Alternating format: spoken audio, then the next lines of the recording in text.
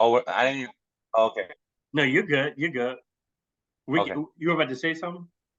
I wasn't sure if we were already recording, No, So we're, you're good. we're recording now. Okay. Good morning, beautiful people. Welcome to another episode of Kiko's Free Thinkers Forum. I welcome a very special guest in my presence. His name is Randy J. Delaney, and he's running for mayor of Kenosha, Wisconsin. He's actually a native of Kenosha, Wisconsin, born and raised. And we're going to discuss a plethora of issues today, not to be limited to policing, homelessness, um, Randy's unique background, his upbringing, his political journeys. We have a lot to talk about today, and we crossed paths in an unexpected way. But I'm glad we crossed paths, and we can maybe talk about this some today. But this is going to be a wonderful episode 60. But I want to say, Mr. Delaney, welcome to the show, and we appreciate your acceptance of our invitation. Thank you. I appreciate you having me. I'm glad to Or be here. an acceptance, invitation, whatever you want to call it. It was a mutual thing because I've been following Randy for a while on Facebook, and apparently he had been following me pretty closely too. And we've been more or less exchanging here and there through like likes and posts and stuff like that. But the last month or so, we've been exchanging DMs and stuff, and so got to know a little bit more about Mr. Delaney. And so I think it's important for him to not only share his mayoral platform on Kiko's Free Thinkers Forum, but also, how he got from this point to wanting to participate in public office and electoral politics. Because I know he's been involved in a lot of direct action work as well. But I want to say before we start, consider telling your friends and family about Kiko's Free Thinkers Forum. That it's unique in the sense that I am an educator as far as my background is concerned, but I became frustrated with academia because a lot of people in academia like to talk with each other, but they don't like to talk to the actual people on the ground. And so the point of this forum is to also bring on academics, but we need to have people who are part of the working class, people who don't necessarily have college degrees, high school degrees, but they can get the benefit of the same information that they wouldn't be able to get in these glass ceiling type environments. And so we want to make that information public and accessible for everybody, and not behind a paywall. I just ask to subscribe if you like what you see for free. I don't want any of your money, and tell your friends and family to do the same. Mr. Delaney, where's your background? What is your journey? We know you're from Kenosha, Wisconsin. How is Kenosha, Wisconsin? Where exactly is that? And how's your upbringing in that city? In Kenosha, I would describe Kenosha as like pretty much smack dab in between Chicago and Milwaukee. Right on the border of Illinois and Wisconsin. But we're on the Wisconsin side. Do you want me to tell my story, some of it? Okay, I mean I can start. I was born here. My family relocated to Houston, Texas. We also lived near the Fort Worth area. This happened for as I was a toddler for maybe 1, 2, 3 years. I don't really know the whole story because I was just so little. Then we moved back here, and then we ended up in Toma, Wisconsin, up north. It's about 3.5 hours up north in about central Wisconsin, kind of above Wisconsin Dells, above Madison, the capital. And anyways, growing up there was a lot different than growing up here in Kenosha because I ended up back in Kenosha. I'll get to that, but in Toma, I'll tell you a couple things that happened. I was playing with matches. I think one of my brothers was showing me how to play with them, and I ended up burning the apartment down. The apartment, went up in flames. Um, I think my brother Bo got blamed for it, and my sister for decades thought she had done it. So it's just amazing. I'm just so grateful that nobody got hurt in that incident. But there's also other incidents. There was a time where all four of us, me and my three siblings, we got stuck out in the lake. Sometimes the Lake Toma would drain down the dam into the river. And we were out there walking on it, and we were stuck, all four of us, and it was like quicksand. So we were pretty much on our way to death. Yeah. But we will talk about policing later, but I do have a good story of policing. The police, but the whole community showed up, and they made a human chain and literally pulled us out of the lake before we died. Like, you can't make this up, but I got tons of stories Wow, like this. that's Yeah, neat. that happened. Yeah. But then and like in second grade, I got pulled out of class, and me and three other kids, because I would get my schoolwork done quick, and my head would always be heavy, and I just lay my head down, and the teacher realized, like, I need to be taught something else because this isn't enough for me. So they challenged me. I was doing like fifth grade math and other subjects, and then we ended up moving to Kenosha, back to Kenosha because of personal issues, and we stayed with my aunt for a little bit, and then we stayed at, you know, it wasn't like the greatest places to be staying, but I got to meet a variety of people because of where we lived and, you know, the schools I went to, you know, and things changed. So I went to Jefferson Elementary, and then I ended up going to Roosevelt Elementary. I don't know, I might just go through my school background, I guess, real quick. I went to Roosevelt Elementary here, and then I went to McKinley Middle School, which is not there anymore. And then I graduated from Tremper High School, and I guess I can go into my college degrees too. I got 4 college degrees, 2 from Gateway Technical College, 1 in accounting and 1 in professional communications. And I have a bachelor's degree from UW Stout in professional communication and emerging media. And I also have a master's degree from UW Parkside here in Kenosha in sport management. And I graduated last year in 2022 in May. I really didn't tell you the story though. Like, I got into the education part, but it's a lot, and I hope to have it on my website soon. I had a website up, I had to take it down because it wasn't mobile friendly, and I got a lot of information to add still. So I'll get that back up. I can tell you what it is though. It's Randy J for Mayor, Randy J Delaney for Mayor.com is my website. It will be back up as soon as I'm able to get it back up. I don't know. Why don't you ask me some more questions? That usually helps me. Oh, Guide no me a little doubt. bit. No doubt. I was just trying to get an idea into your backstory. And I appreciate that information. We know that you're born and raised in Kenosha. Is this a big city, or what size are we talking about? Because you say you're sandwiched in between Chicago and Milwaukee. Yeah, it's right about 100,000 people, and it's been like that for a while. At least the sign said it never reaches 100,000. For some reason on the sign, it always says like 99,000 something, but there's got to be more than 100,000 people here. But it's been a lot going on here. I guess I'll go more into my story as I got older in high school, because I did very well in school. I wasn't good at making friends. I mean, it's just been hard for me, and I've been wondering if I have autism. I'm going to get tested hopefully soon. I seen a doctor yesterday trying to get a referral because I think I'm somewhere on the spectrum, but I don't know for sure. So I want to find out. Anyways, when I got back here in middle school in 8th grade, my family moved to Florida without me, and because I was stubborn and I didn't want to go. But what happened when they left me, I stayed with a friend of the family, I think it was. And then I ended up being homeless kind of, but I had to jump around from different places. And I was about 14 years old, and I didn't go to the end of 8th grade. So I even watched some of my friends walk by my house going to school some days, you know, and it, you know, kind of affected me mentally. You know, I was sad. But they ended up passing me through 8th grade because of my grades were well enough. So they pushed me through to high school. But what happened was my mom and my sister and brother, not my oldest brother, he was already doing something else. But they were down in Florida, and my brother Bo, he stole my mom's car, drove it all the way back to Kenosha from Florida, and then me, my mom, and my sister actually caught him on a dead end, and my mom jumped out of the car and yelled, "Hey, it's Mom, Bo, you know, stop!" And we ended up helping him. I think he ended up turning himself in and stuff, but he had a lot of trouble. His life was troubled, and he was in and out of jail and prison, and he needed help, you know. So what happened when I was 16 and he was 18, he got killed in a car accident here in Kenosha. The car snapped in half.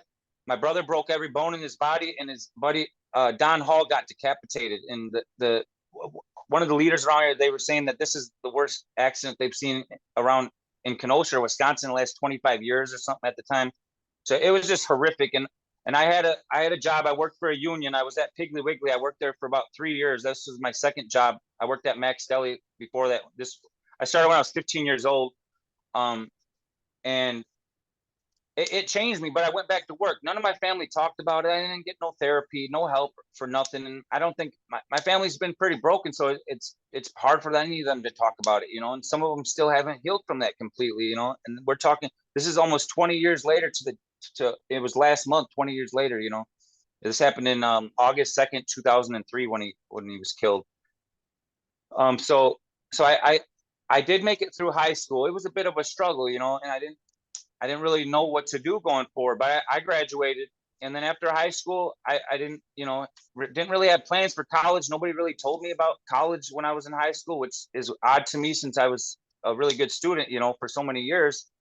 But what happened it was Christmas Eve, 2005, I believe. I was at home at my mom with my mom, and her boyfriend lived there, and um I I went to sleep down in the basement. Next thing you know, he's kicking my door through, threatening me. Um, The boyfriend is. the boyfriend did, yeah, and I thought he was gonna try to kill me or something. I'll tell more of the story. I was drinking. I mean, he offered me a couple beers, but I'm at home with my family, and I drank a couple beers and went to sleep, and I was only 18. I shouldn't have been drinking, of course, but that wasn't the issue. The issue was that he I don't know what he wanted from me or what, but I was already sleeping, expecting to wake up on Christmas, and instead he's kicking my door through. So I had a deadbolt lock on the door, but it's a wooden door. So he's kicking it through, his legs coming through the door. And I grabbed it was like a little, some kind of cooking knife. It wasn't like a huge knife, but it was, it wasn't sharp enough to, so I got through the door or something. I don't remember the whole details, but I ended up putting the knife in his leg, and I ran upstairs and locked myself in the bathroom and called the cops. When the cops came, I was afraid of what they would do, because I've seen what they've done to my family. Like, all my family's been locked up. A lot of it's petty crimes, or some of it wasn't crimes at all, And I'm talking about my immediate family. All of them have been locked up by Kenosha police. Um, but so when I told them this story, I told them that he had the knife and we struggled, and the knife ended up in his leg. But they left and then came back, and they said, well, that couldn't be possible. So then we ended up both in jail, in the cell, and he's yelling at me. I mean, it was still self-defense regardless, but I was scared. I didn't know what to say. So I got charged with felonies. I don't know how many felonies I got charged with, but I was never locked up before that. So I didn't have a criminal record or nothing. So I'm locked up, and the boyfriend's in the other cell at the police station. He's screaming all these evil things at me, and then he ends up getting bailed out of jail from my mom, and I'm sitting in there, and for the weekend, because it's the holiday, so you can't even go to court on the weekend. And people are, I'm in there with some of these felons are actual criminals, and they put me in the same blocks as them because I'm facing felony charges. So they're telling me sick jokes and all. I'm just a little skinny kid, a little 18-year-old. But I ended up getting out on a signature bond. I ended up going to my dad's, who I've never really, I haven't had I had good relationships and bad with him over time. Sometimes he wasn't present, but there's details to that. My grandma left for 20 years.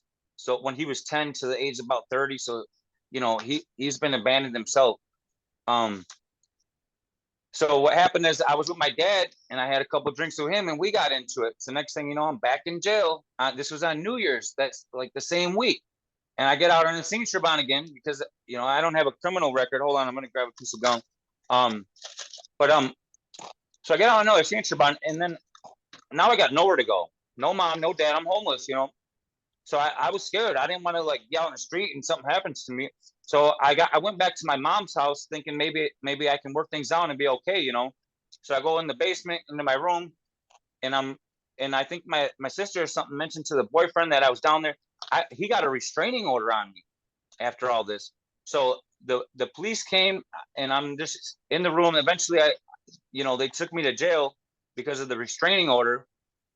And now I'm on a $500 cash bond. Well, I don't have any connections. I don't have any money at that point. So I stayed in jail for 3 years on a $500 cash bond. And during that time, I got choked off my feet by two different inmates, because I'm in the felony blocks. You know what I mean? I'm not in the dorms with the misdemeanor people. So I got choked off my feet on two different incidents. And then the one of the major incidences that I talk about a lot, what I try to tell people about, is the guard, and I'll say his name, and I'm willing to forgive him if he ever apologizes. I think he works for the sheriff's department at this point. But he was a guard down at Kenosha County Jail, and he set me up by two inmates. He said something about Delaney's this and that, and if I see something happen to him, I'm turning a blind eye.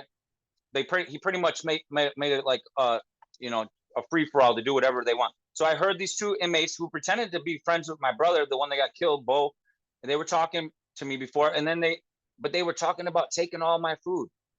taking my dinners tonight and in the future, all of them. And in the Kenosha County Jail, they underfeed you already. It's terrible, and that's something I'm going to be fighting for too, not just for the food, but they're like the conditions and just so many things. Um, but So let's backtrack. What were you in jail for 3 years? Like, what were the charges against well, you? this was 3 months. 3 months. 3 months. Okay. But I ended up spending like I was in and out of jail for 2 years. I think it was about 12 different times I was arrested. But the charges on that last time, it was violating a restraining order. Okay. Like, so it wasn't even a crime really. I mean, I guess it is, but I didn't even understand it. I was going to be homeless. I was just trying to go home. So I'm in there. Well, I mean, it started with self-defense, but self-defense didn't work for me. It might work for some people, but didn't work for me. There wasn't no justice with that, or. But anyways, so the guard leaves, and then I know what's about to happen. I heard what he said. So I got up on the little stool and I said this. I said something about, if you're gonna let them take my food and blah blah blah, then everybody in this block are bitches. That's what I said. Those are my words. and then one came out of one cell because they were like hiding. One came out of one cell and started and bashed me from one side, and then the other one was already on the other side, and they took turns bashing my head, and bam, bam, bam, bam, bam, bam, bam. Eventually the next shift guard came in, this red-haired guard, and he pretty much helped save me. Like, the other inmates in the block could have helped me too, but they didn't. Nobody was trying to help me. So they ended up taking me out of there. They put me in this weird place on this slab of concrete. It didn't make sense because I had all these huge lumps on my head. Like, I thought I was gonna die for real. So luckily I didn't die. But the state picked up charges. I had to go to court, but before I went to court, they put one of the offenders in the other block that I got put in later on. They put him in there with me, and he threatened me to not say anything in court. So when I went to court, I didn't want to get killed in jail or something. So I said I didn't see what happened. So all those charges got dropped.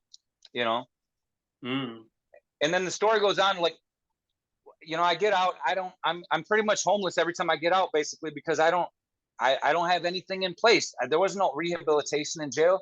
Like, I'll take responsibility for what I did, because I wasn't perfect with everything that happened, but I've taken way more. I've done way more time than I should have, and it's just been ridiculous. Sometimes you get put on probation. If you don't have a residency, that's gonna fail. You got to have somewhere to be located for the probation officer. They got to do home visits and all kinds of stuff. So I mean, oh, go ahead. No, I was going to ask you, because this is going to relate to something that I want to get to about your positions and your policies for the people of Kenosha, because you're sharing these experiences that directly correlate with the criminal justice system, with public authorities. It sounds like, you're talking about 100,000 people, but it's also a very small town too, especially when you're from the area. Where everyone likes to go. You've interacted with these same people before. So in a way, it is just a bigger community, and you can split it up into smaller sections within that bigger community of 100,000 people. But I was more thinking, and I'll let you complete what you were about to say, but I was curious, when you developed your political, like, who were some of your political people you looked up to when you were smaller, or did that develop at a later age? Yeah. I didn't grow up political. My mom's not political at all. I don't think, and never has been. My father is more of a Democrat, like a liberal. And so, and I don't know how much that influenced me, because I don't really think he even influenced me too much. But the only time I voted before 2020 was I voted in 2012. I voted for Barack Obama, and I didn't really know much about him. I was connected with the school and stuff, and people were saying certain things, and I'm just like, okay, black president, maybe that's a good thing. I mean, later I found out that the white side of his family, they used to be slave owners and stuff like that. So I mean, it's weird.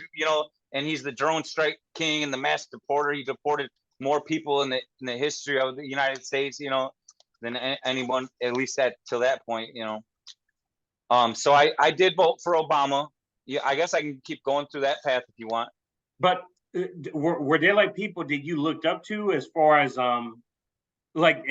just even like philosophy or any sort of ideology? Because that stuff is intertwined with politics. I mean, you had to get some kind of inspiration from someone as far as your thought processes, just the way your view of the world, like Randy Delaney's view of the world. I mean, a lot of the stuff I got, I mean, I learned a lot in jail, just listening to like real people, like what their struggles are. And some of them are in there on petty stuff, and some shouldn't even be there at all. And barely anyone's getting rehabilitated, But then, I've always been super like interested in sports. Well, pretty much until recently, because I've had physical conditions, but I haven't had time to watch sports really. Like I watched a couple football games so far this season, but I really just haven't been into it because I'm trying to help people, and it's hard to balance all that. But people that I looked up to, I never, like, I had certain teachers and I had certain people, like when I went to Gateway Technical College, there were certain leaders there that I looked up to.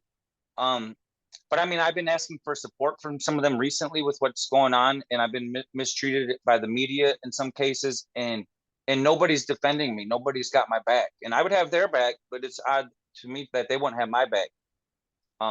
Because I guess I can tell you about in 2012, I became the star ambassador to the district star ambassador. It goes to the top student, and I was the Kenosha star ambassador. There's 3 star ambassadors from 3 different Gateway locations, Racine, Elkhorn, and Kenosha. They picked me as the district star ambassador as well as the Kenosha star ambassador. So I went to various events and spoke. I spoke at 3 graduation ceremonies, including my own. And I just represented Gateway well. I was also a Green Scholar, a Global Scholar, part of the National Leadership and Society of Leadership and Success. I had I won the Crystal Apple Leadership Award. It goes to like the greatest student of of that year. Me and Cesar Garcia split that award. But I've been part of tons of groups there, and we helped do drives and all kinds of things to help in the community, like real actions. So it was real. It was an awesome thing to get to know people. I don't have names specifically, but I mean, I have more influences now than I did at that point. Like as far as like who I would say that I admire. I don't worship or idolize anybody, but there are certain people, especially in history, that I respect, completely. Some of them. What as far as Kenosha is concerned, what type of direct action work have you been involved in just throughout the years? Because I know there was a big changing event in your life that happened in 2020 with Kenosha police that we can get into with the Jacob Blake situation. But what have been some of your direct action involvements around the city, for instance?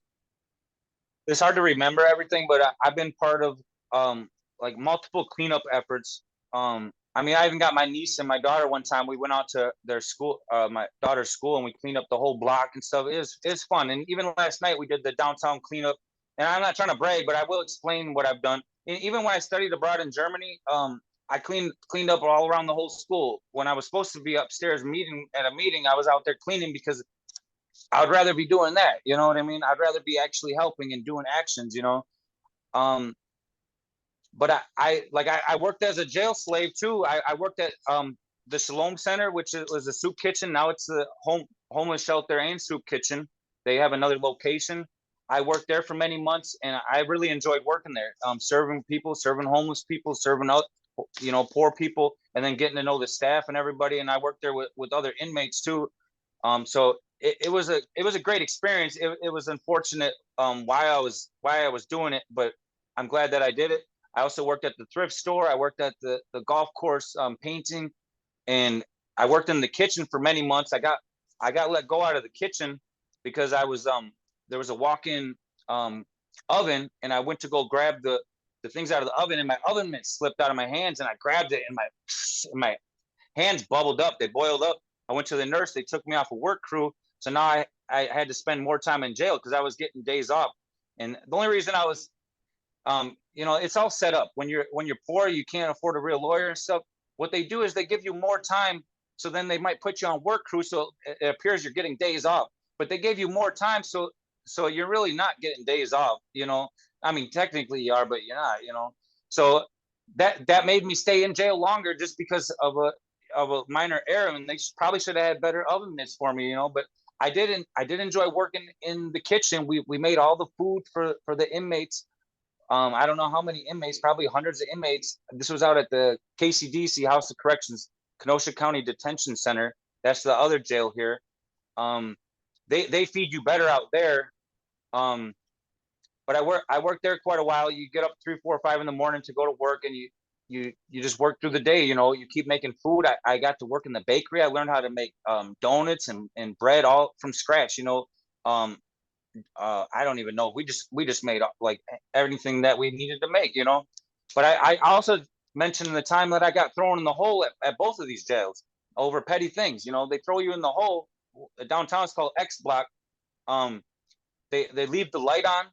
They give you an itchy blanket, but they give everybody an itchy blanket in the jail. But I flushed it down the toilet because it was just making me itchy. And then they feed you what we call cat food sandwiches, and those are made out at KCDC. I learned that when I worked out in the kitchen. And by the time they get downtown, they're stale. I don't know what's even in there, some kind of weird meat. But I didn't eat it. So I was pretty much starving. Like I think they gave me a different meal during the day. Once just to keep me alive, probably. They did give me the Bible, which I read from front to back. I didn't understand much of it at that time, but I was looking. That's the only book they would give me, so I just read. And then now at KCDC, I got thrown in the hole for petty stuff, and they drag you to the hole. They throw you in there, and it's just ridiculous. You're in isolation, and it's already bad enough in jail. So I don't know where were we going before that though. I think it's important for the audience. I mean, because a lot of what you're describing is stuff that's unique to Randy Delaney, and so people are getting to know you, like they're unpacking like who you are, what you've been through. An event that a lot of us are familiar with, because honestly, I had heard of Kenosha, Wisconsin before, but with the Jacob Blake shooting, like that was all over. That was like international news. It became like a mainstream event. Am I correct in saying that that's the incident where you got shot yourself, like in the protest around Jacob Blake? Is that what that you showed on TikTok? Yeah, let me start a week before that. A week before that, I was protesting at the DNC in Milwaukee, the Democratic National Convention. They didn't show up because of COVID or whatever. You know what I mean? But really? But certain people, I don't think very many people showed up at all. Like the main people, the DNC, the Democratic people, but people from around the country, like Eric Kestner from Washington State. He started this yellow vest action, I think it's called, and we're wearing yellow vests and we're protesting out there and we were bonding and stuff. One of the people out there was Samuel Ronan. He's actually running for president of the United States right now. Mm-hmm. I suggest people look into him if they're looking for a candidate that's not, I've reached out to Samuel Ronan. I've talked to his team several times. He's going through some stuff right now, but hopefully we can get him on the show. He was supposed to have already been on the show. Oh, okay. Mm-hmm. Okay. So I'll go back to lead into the Jacob Blake story and stuff. So I think that was within a week. Now, I mean, I think I was out in Milwaukee a few times, different days. We did marches. We were protesting, and then Jacob got shot. I believe it was on a Sunday afternoon or Sunday night. And right after that happened, somebody had filmed it from the apartment building. Like it was right by, my dad used to live there, or maybe he did at the time. I don't know. He lived like right across the street. I don't, maybe he didn't right at that moment, but somebody was filming it from their window, and they got the everybody's attention immediately. And people came out. I couldn't go out because I had my daughter that night, so I could not. So I was a bit frustrated, I couldn't go out there. But I was hearing about a police officer got hit with a brick, and all kinds of things were happening. And then people were frustrated. But this didn't just happen out of nowhere. This has been like this my whole life, and the tension's just built so high, and the police haven't been accountable or transparent. That's why I was at this meeting this morning and last night too, and trying to bridge that gap. But anyways, Jacob got shot. Jacob Blake Jr. got shot in the back 7 times by Officer Rustin Sheshki. A lot of people were out there. The next day, because they didn't do nothing to Rustin Sheshki. They didn't, they said they were. I think they said they were going to look into it. The next day, I was able to go out there, and this was the biggest group of people I've ever seen in Kenosha together. I don't know where they all came from, but a lot of them were from here, and a lot of them weren't from here. And we protested. I don't know for how many hours. And we finally ended up getting back close towards the park. And then somebody warned us that at one point that they were tear gassing people at the park, and I didn't even understand tear gas at that time. I don't know what to expect or anything. And then I guess somebody said that I don't know if I heard about it then, but I guess there was a curfew in effect, but I later found out after I'll tell more of this story, but I later found out that curfew was invalid because former Sheriff David Beth is not allowed to put a curfew into effect. Yeah, only certain people can do that by law. So he illegally put a curfew into effect. So nobody was out there illegally, And what happened is when we got to the park, like we stopped for a second, and I think, a lot of people disappeared at that point, because there was a ton of people out there, and I don't think they wanted to take that heat. I'm here to fight for people. I'm willing to give my life, and I don't just say that. I've proven it, and I'm there to do it. And so I'm out in the park, and the tear gas is just everywhere, but you can't see it. So it's like, you don't really understand it. So you get out into the park more, and then all of our eyes are burning. This real tall guy, he flipped over this like green box, and as soon as I could see a little bit, I went around trying to help people because I realized we all needed help at that point. I don't know if they had milk or water. Like everyone's trying to just pour stuff in their eyes because it just takes your soul away from you. Like there's snot pouring. Everything that can come out of you starts coming out of you. That's how bad that tear gas was.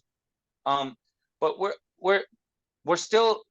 I mean, I'm not going to say everybody was out there peacefully protesting because they weren't, but I was. And, we were chanting things. We were trying to let the police hear us. They formed a huge line, and then the media formed a huge line over on the side. And eventually at one point they had these like military type sirens blaring so loud.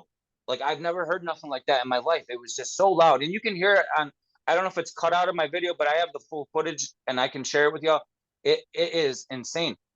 Ironically, I just happen to have a pack of earplugs in my back pocket, and I didn't even know that.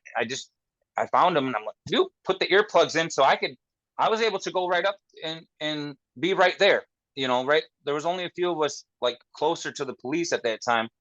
And I think it was like a Muslim woman. We were standing and we were like in unison, and we had our arms in the air for a while, and people had signs and stuff. Now, there were some people throwing water bottles and fireworks, and I got offered that, and I said, nope, hard pass. You know what I mean? I ain't here for that.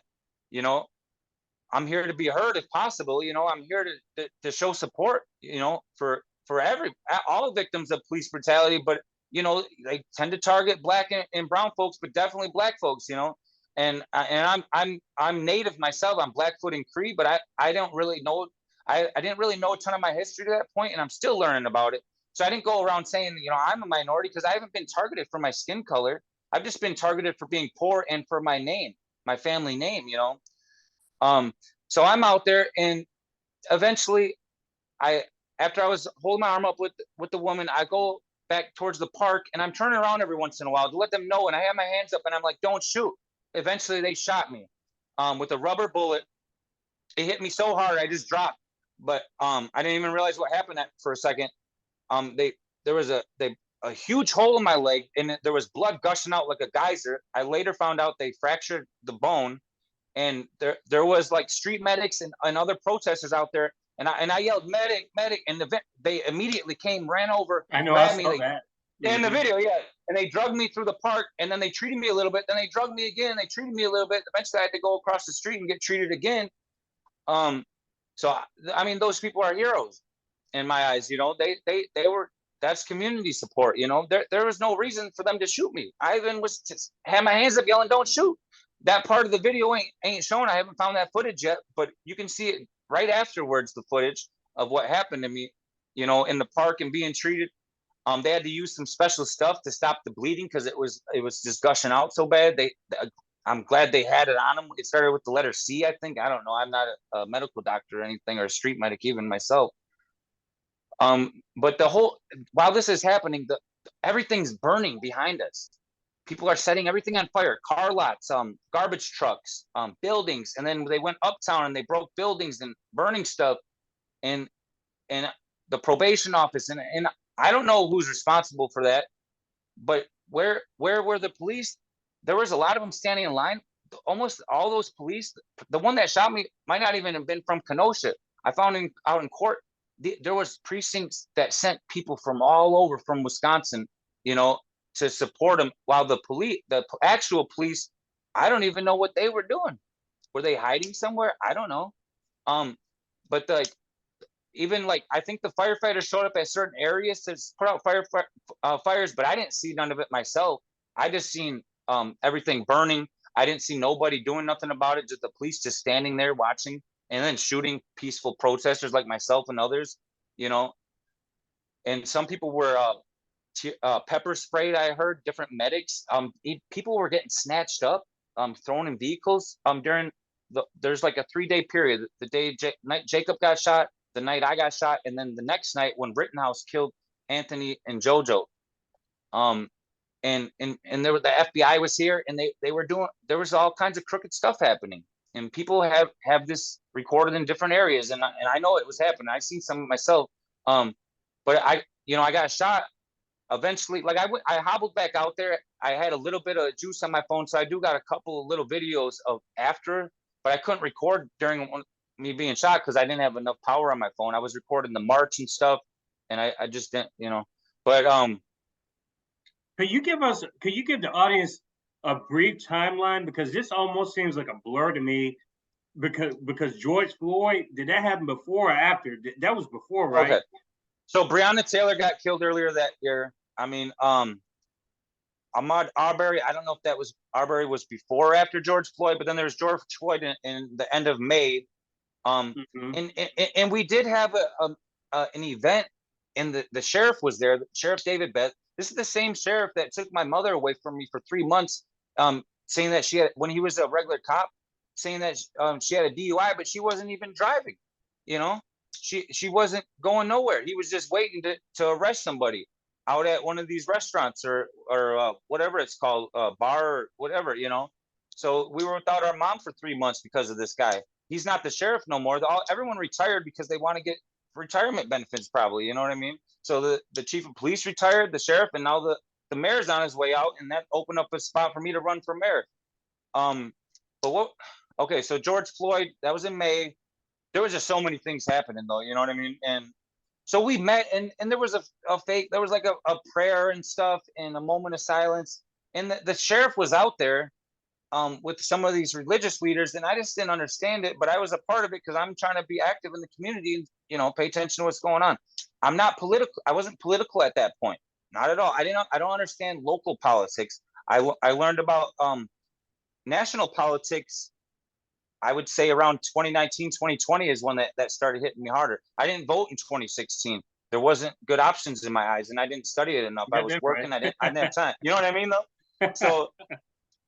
So there's that. So that led up to August. That's when I was at the DNC, and then I ended up, and then that happened to Jacob Blake here in Kenosha. Okay, and then I got shot. He got shot 7 times on Sunday. Monday I got shot with others. We got tear gas and others on Monday night, and then Tuesday night they did I think they tried to put a curfew into effect. The mayor, but he wasn't very clear about it. He wasn't transparent about it, so I don't think people understood. Kyle Rittenhouse, he was out there, a 17-year-old kid at the time. He's got this AK on him. That's definitely not legal, but he's out there defending property. Eventually he gets into it with JoJo Rosenbaum, I think is his correct name. And he was a protester. Kyle, I believe, shot him in the head. And I think I seen on the live stream of his last moments. It was just traumatized. It was just insane that happened. It was right by the hospital too. Like when I got shot the night before, I was told not to go to the hospital because the police were watching the hospital. So I had to wait a whole week before I finally went to the hospital to find out that my bone or my leg was fractured. But let's go back to JoJo. JoJo got shot. Um, and then eventually Rittenhouse kept moving, and I think people caught on to what happened. And Anthony Huber was also a protester. He had a skateboard, and he was trying to stop Rittenhouse from doing anything more. He got shot in his stomach. There was this black man they called Jump Kick Man. He came in drop kick Rittenhouse, I believe, from what I know. I think there's a picture of it somewhere. He didn't get shot, but Gage Grosowicz, I think, I don't know how to say his last name. Gage got shot in his arm. He survived. But Anthony Huber died from his injuries, and he was right by a hospital too. But I don't know. There was a lot of suspicious things that happened, and I don't even know if he got the care. Like they tried to take care of him like they could have.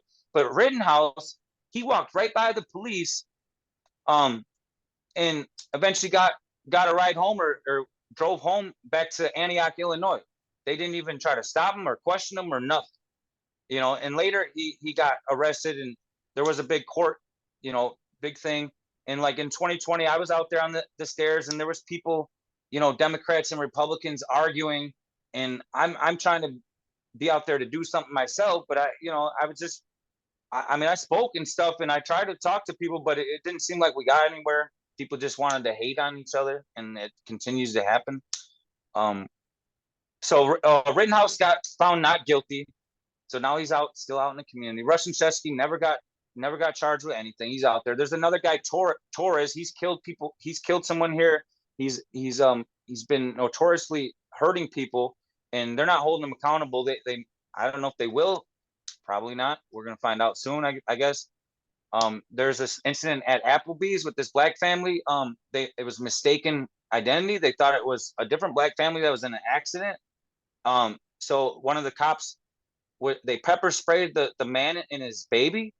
And then eventually they got the baby out of his hands, and then the cops started beating him, for no reason.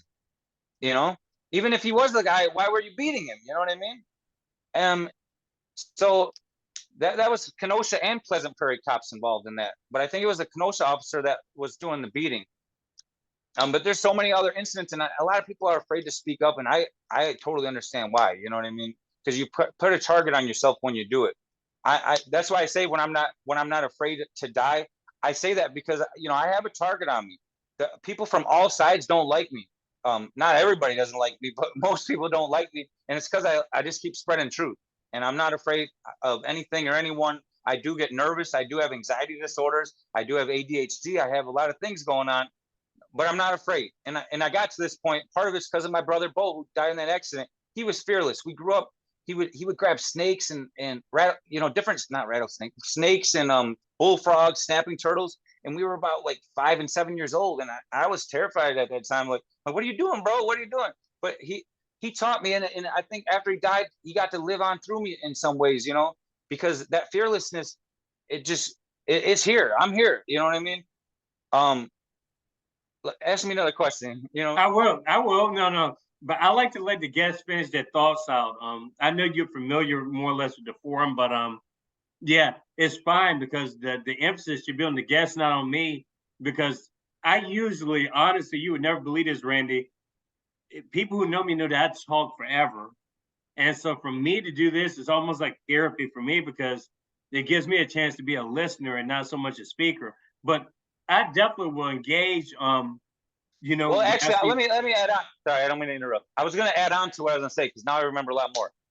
So after I got shot, I sued the police. The head of the Wisconsin ACLU chapter, William Salton, took my case. He was actually out there marching the night I got shot, in Kenosha. So that and he fought so hard for me. He was getting people all around the world to get in on this case. They were going to help. And he would call me. He always was transparent. He always had something new to tell me that he was working on.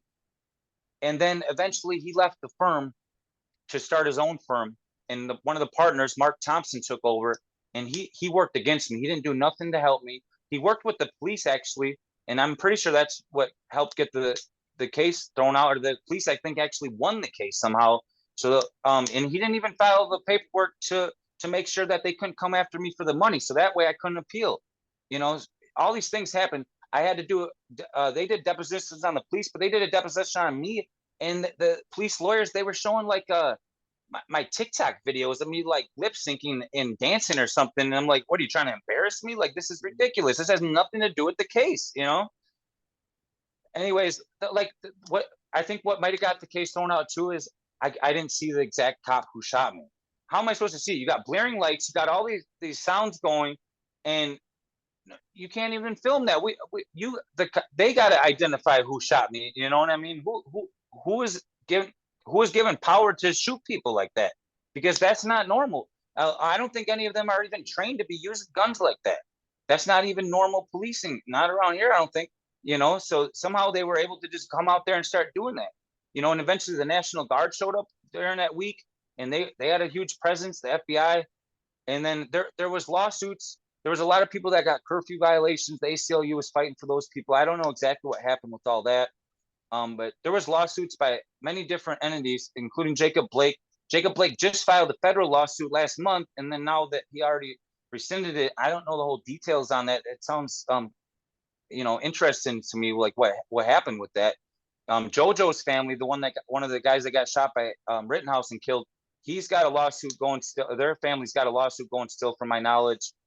I'm not sure about others. My lawsuit, you know, is dead in the water from my knowledge, because I can't appeal. It was I think it was $12,500 in legal fees. They used of the Kenosha taxpayers' money just to suppress me and silence me. They could have apologized, gave me 10,000 and still saved 2,500, you know? Or not even, they could have just apologized and I would have been feeling a little better, you know? Like, they didn't even do that. They would refuse.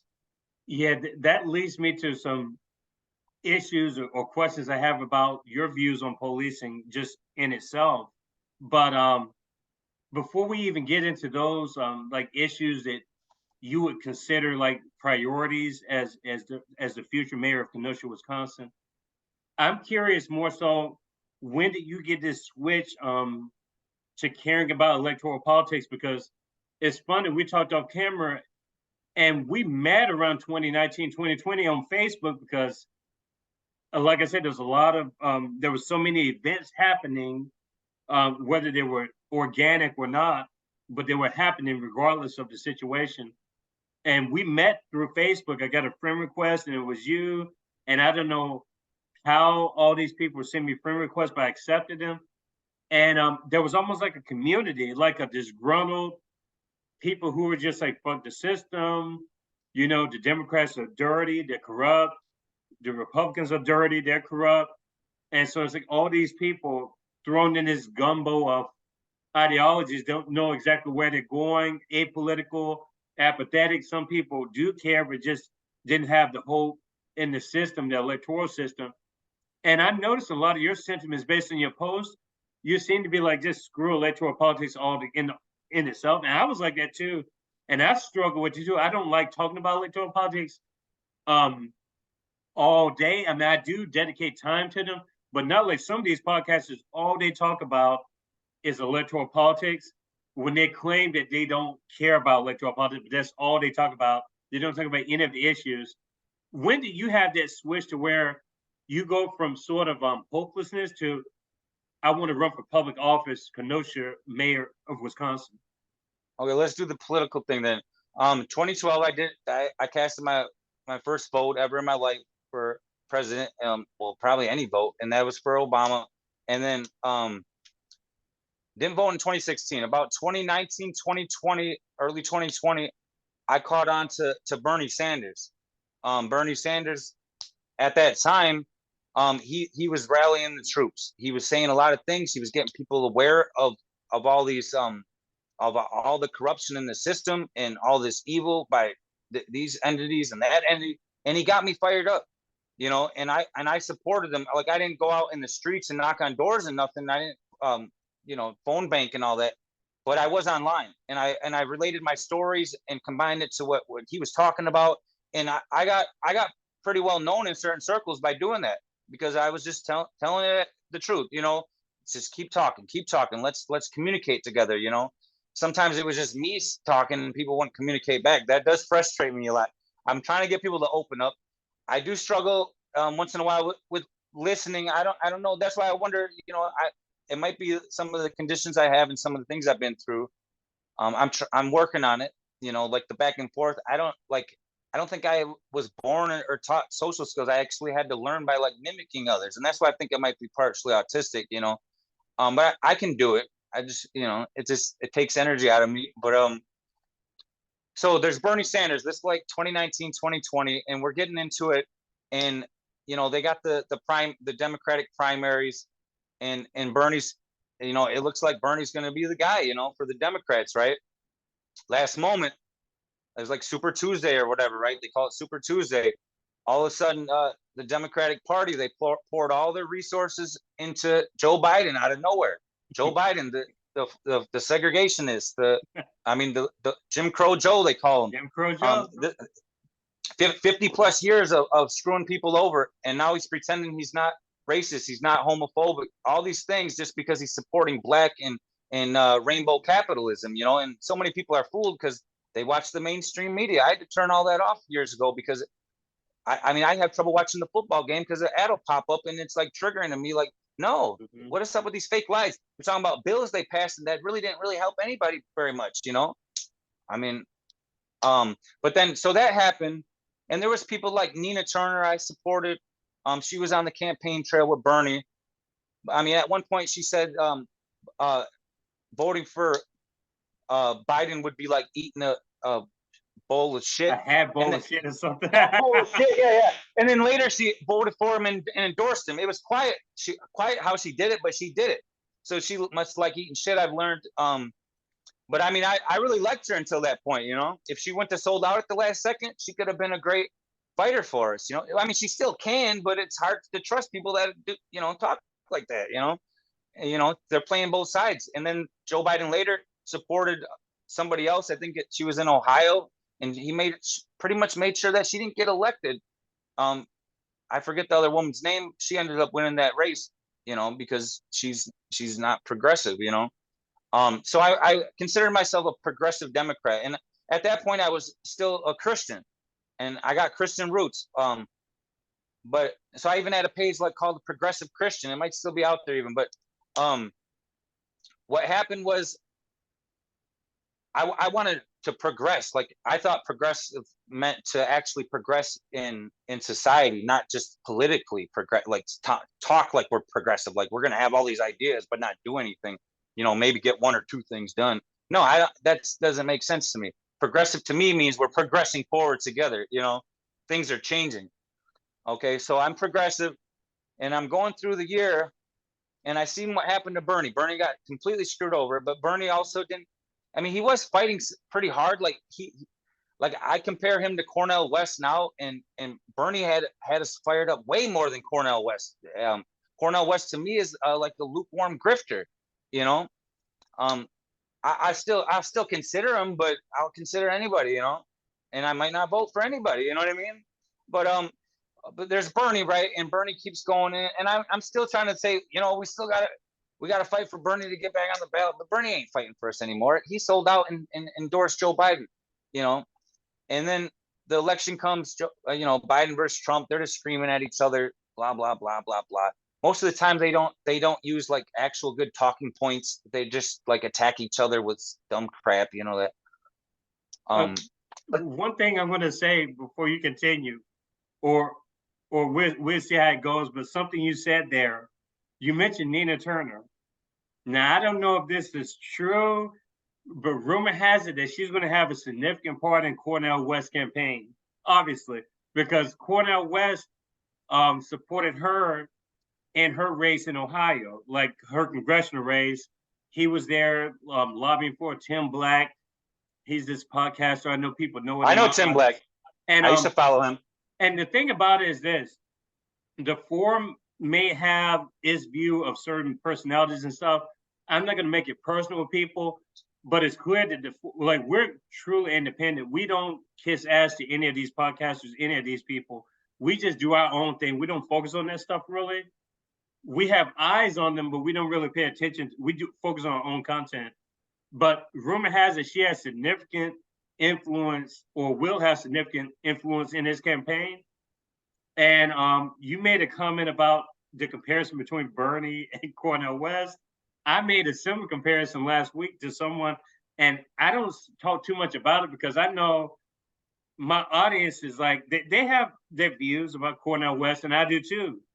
But Norm Finkelstein is actually coming back on the show in October. We had him on episode 48, and I'm going to press him and ask him.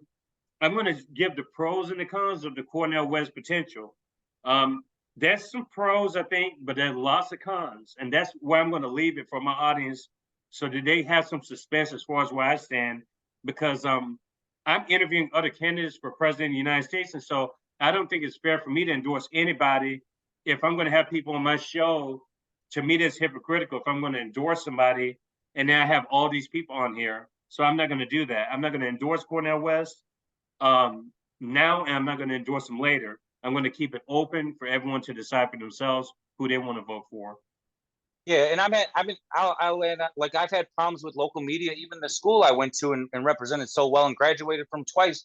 You know, their radio show, the man, he won't even write an article up on me. He wrote an article up on the first three candidates, two articles on one of them, and one of them was an endorsement article. And then he said, well, due to FCC compliance, he's not obligated to write anything about any or support any political candidate. So then why did you do that? You know what I mean?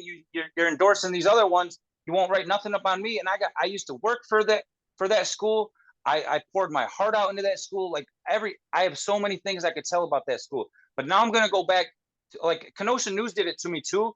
But the editor reached out to me recently and he made things right. So now I'm in communication with him. So I won't say anything bad about Kenosha News. But I mean, I guess I could say, you know, the reporter Daniel Gayton, he was covering other people. He even called me a couple weeks ago. Our cat Willow was dying, and she died in my arms, and we were putting her to rest. And he called me and interrupted me during then, and he asked me all of these questions, and I gave him all this information. And then he writes this article, and it has nothing in it. Like, and he misspelled my name. You say the reporter's name is Daniel Gating? Gateson. Oh, okay. I don't know if I'm pronouncing it properly. Okay, no, I got scared for a second. I was like, oh gosh, I think I know this person when you mentioned them. No, that's the reason why I paused for a second. I thought I knew that person when you mentioned the name. And I know, yeah, that's a big issue we've had. We've had people with similar backgrounds with yourself. Constance Every, she's a native of Knoxville. She ran unsuccessfully as governor and mayor of the city of Knoxville and governor of Tennessee. And she comes from a background, she was an ex-vet.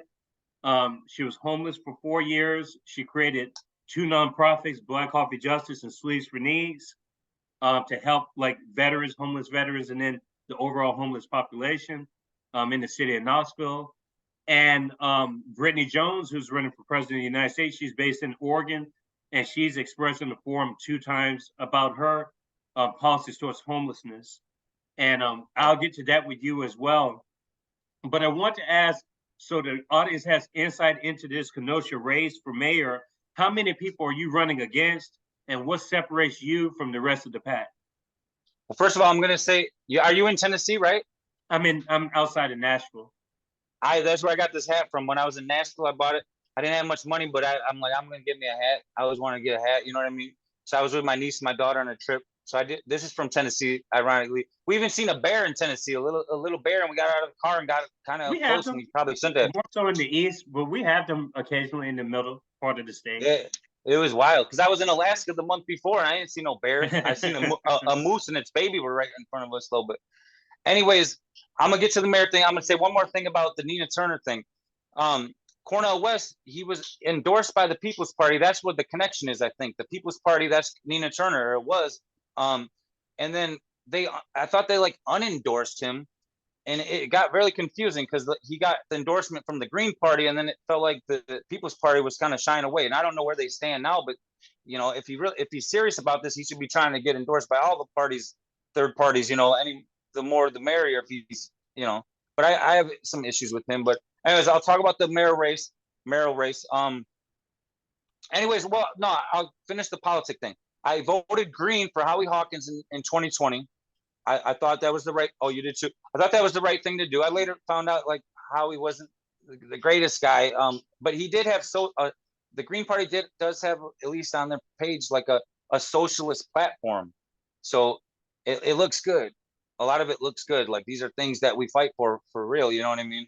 I don't know how serious they are at actually accomplishing them though, you know, but so that's where I was then. And then afterwards, I kind of floated for a while. I'm like, I don't really know anymore. I kind of was still connected to the Greens. I still get into some of these Cornell West groups. It's hard for me. I get attacked by a lot of people. Oh A lot of yeah, times, I've seen a it. lot of times sometimes it's just the leaders of the party. They don't hold people in the group. They don't hold the people in the group accountable. They let other members, like Democratic members, in there to just run around and say whatever they want. It's okay to let them in because they're curious. Of course, you want them to hear what Cornell's about. Somebody's got to explain to them what Cornell's about. Cornell's got to do a better job explaining what Cornell's about, you know. And he can't be going around asking, like, his target audience. You know, he wrote the poverty manifesto. What is that all about? What, you know, what did he donate all the money from that to poverty, or, like, you know what I mean? Is he taking money from poor working class people? Because that's what I think, that's what the rest of these candidates here, there's 5 other candidates, from my knowledge, every single one of them, some of them are better than others, and I might even be willing to work with them, you know, going forward eventually. I respect some of them and not others, you know.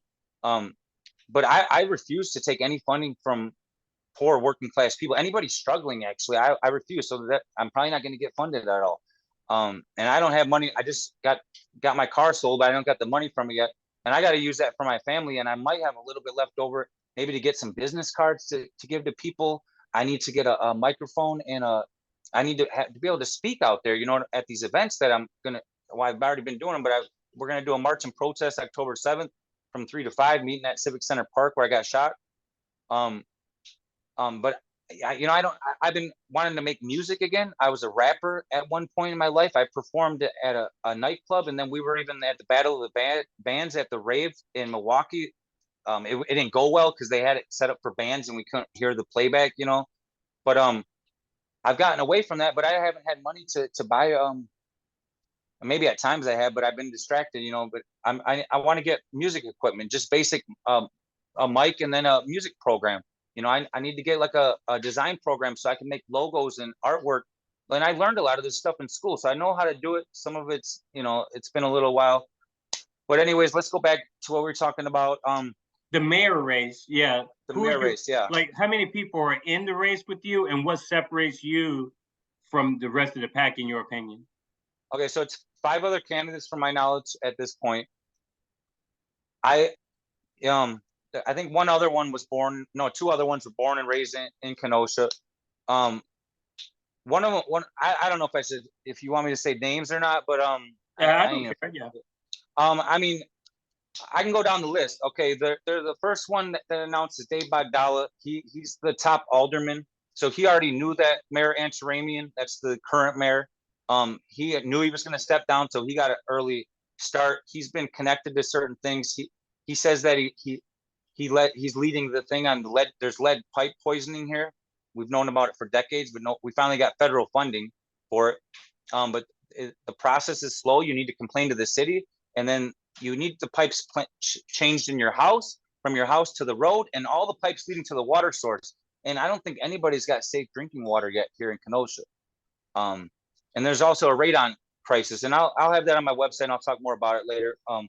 But Bogdala's claiming to be the leader of that, and he's done this and that, and he's not from here. I think he's from Iowa or something. But he's also connected. I've seen him in pictures with the leader of Mass Resistance. As a hate group, they hate people. As a queer man, I'm bisexual, pansexual, whatever you want to call it. They hate people like me, you know. And even on his website, his favorite actor is racist John Wayne, or yeah, John Wayne, you know, the racist actor from back in the day, you know, the cowboy. But anyways, he's going around slapping his name around and making all these connections, and he's already got a lot of connections. He's connected politically. I'm not connected politically. I can't even get the connections that I built from all these years to support me, you know. But that's one candidate. Okay, then there's Lydia Spotswood. I think she's a millionaire. She's a rich white woman. Well, I think she might be part Hispanic. I'm not sure. I think she is actually. But anyways, she She owns like a $2 million house right down by the lake, right by where we've marched before and things like that. She's connected to like religious organizations. She's on a bunch of board. She's a board member on a bunch of different things and stuff. So she's got connections too. She's dropping money into advertisements and stuff. And then she's pretending to care about people. And this is like so common, everyone's focused on public safety, and I am too, because that of course we need to focus on that, right? Why wouldn't we want the public to be safe? But I commented on her page a couple of times. She just blocked me. She won't do a conversation. David Bagala, no conversation. And then the third candidate to announce is Corey Elijah. Corey Elijah was out there when we were protesting, but he wasn't taking a stand. It's a black man here. He's about my age. And he got a lot of popularity. He would go around on a skateboard filming things, all kinds of things. He's filmed me plenty of times, I'm sure. And Corey Elijah, he never took a stand. I watched him. I think it was like a live stream. He was filming white supremacists or someone like that, and they were saying all these things, and he wouldn't stand up. And our friend Shay, who died a couple of years ago, Shay Majors, he called himself Mr. Kenosha and stuff like that. He didn't like Corey because Corey would never say Black Lives Matter. He was out there and filming, and he's black, and he won't even say Black Lives Matter or anything like that. Like, do Black Lives Matter to you or not? Like, they do probably, but why are you afraid to say it? You know what I mean? So he's neutral. And now a lot of the activists around here, I call them, because I'm not going to say they're all bad. And I even apologized to a couple at the meeting just now, because I heard them speak up and they were passionate, and I appreciated that. They're connected. They might be connected to parties still. I don't know for sure. But I'm trying to unite people. So I can't hate on people that are actually trying, but Corey's never really stood up for anything. He just got popular because he's filming all this stuff and staying neutral. I guess there's a story about he saved the dinosaur museum. This was around the same time I was getting shot. Like, the property over people, you know what I mean? Like, come on. I don't want to sit here and hate on him, but I will hold him accountable. Why wouldn't we? You know what I mean? Hold me accountable too. I'll hold myself accountable. You know what I mean? Like, I'll whatever. Let's go. And then, so I think I was the fourth candidate, or maybe the fifth. Then there's Andreas Meyer. I used to live not too far from where he lives now. I haven't moved very far actually, but he seems more genuine, but he also he makes me feel like he's calling himself an activist, but I never seen him out there, during all this they call it unrest and all that, you know what I mean?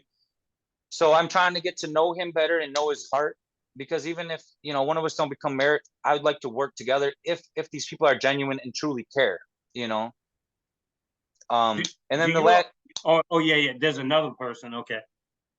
The last one to just announce recently is Van Beckham. I don't remember his first name. He was also born in Kenosha, and he hasn't really released much of his platform.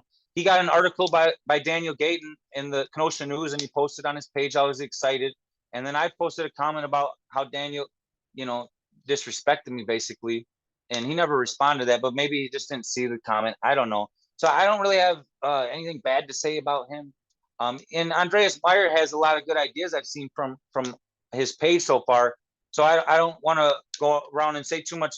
I just want to tell the truth and hold people accountable, Like those first three candidates, they're gonna get a lot of backing and endorsements. Like, I went to try to get the firefighters to endorse me. I met with the union, firefighters union, and I spoke with them, had a good back and forth.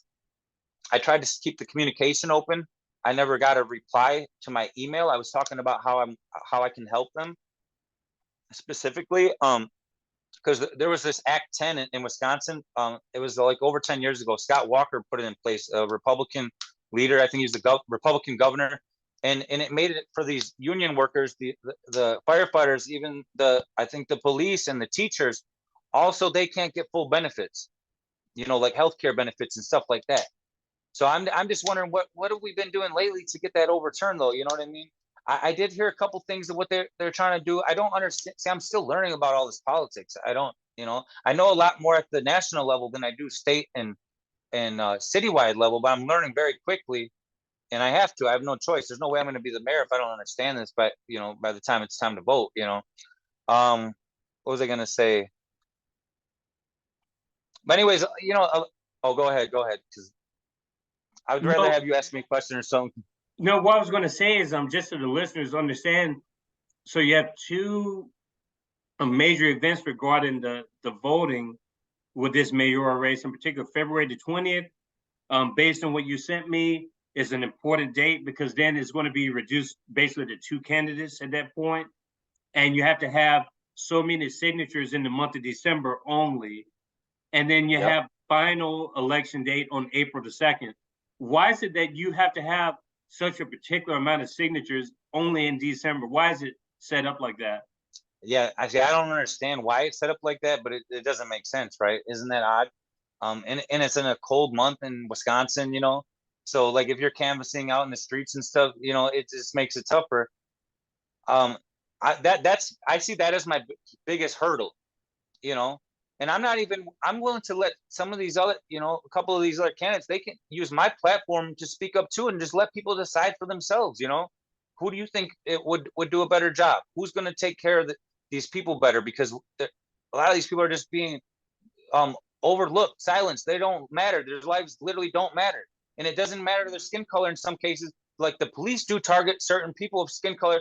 We had a friend, she was telling a story about her boyfriend or ex-boyfriend, about he got pulled over like 3 times within the last year or last month or something like that, just for being black.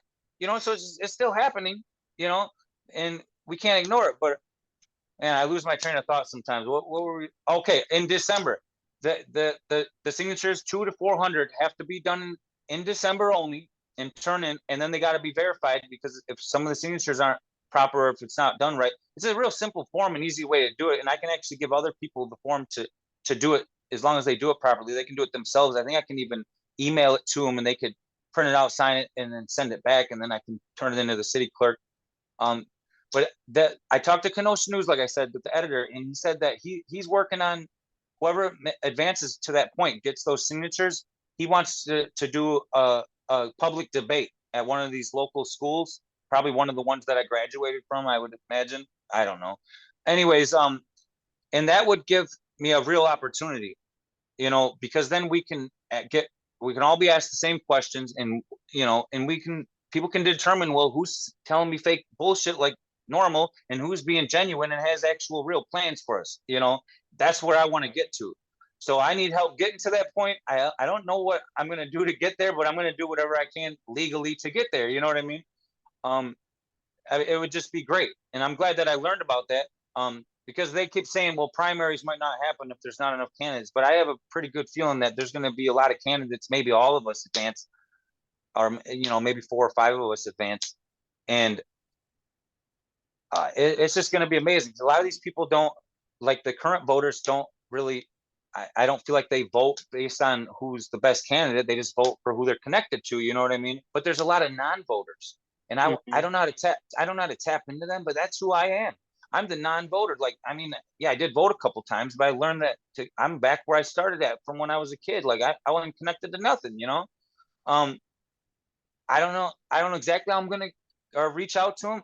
But my dad, he's been homeless many times and targeted by police here, and he's got a lot more connections. I'm meeting at the homeless shelter. I'm gonna meet with the director in a couple weeks. I think it's like the day or two before the march on October 7th. We're doing the protest. I also need to try to help get food for that event, because I don't have money for that, but maybe someone will donate some extra food they were gonna throw out the night before. I don't know what I can do. I have to call around and email around. Where was I at though? Oh, the voting. Like they need to just pick the best candidate, the one that's going to help. Okay, I don't care what people have done deeper in their past.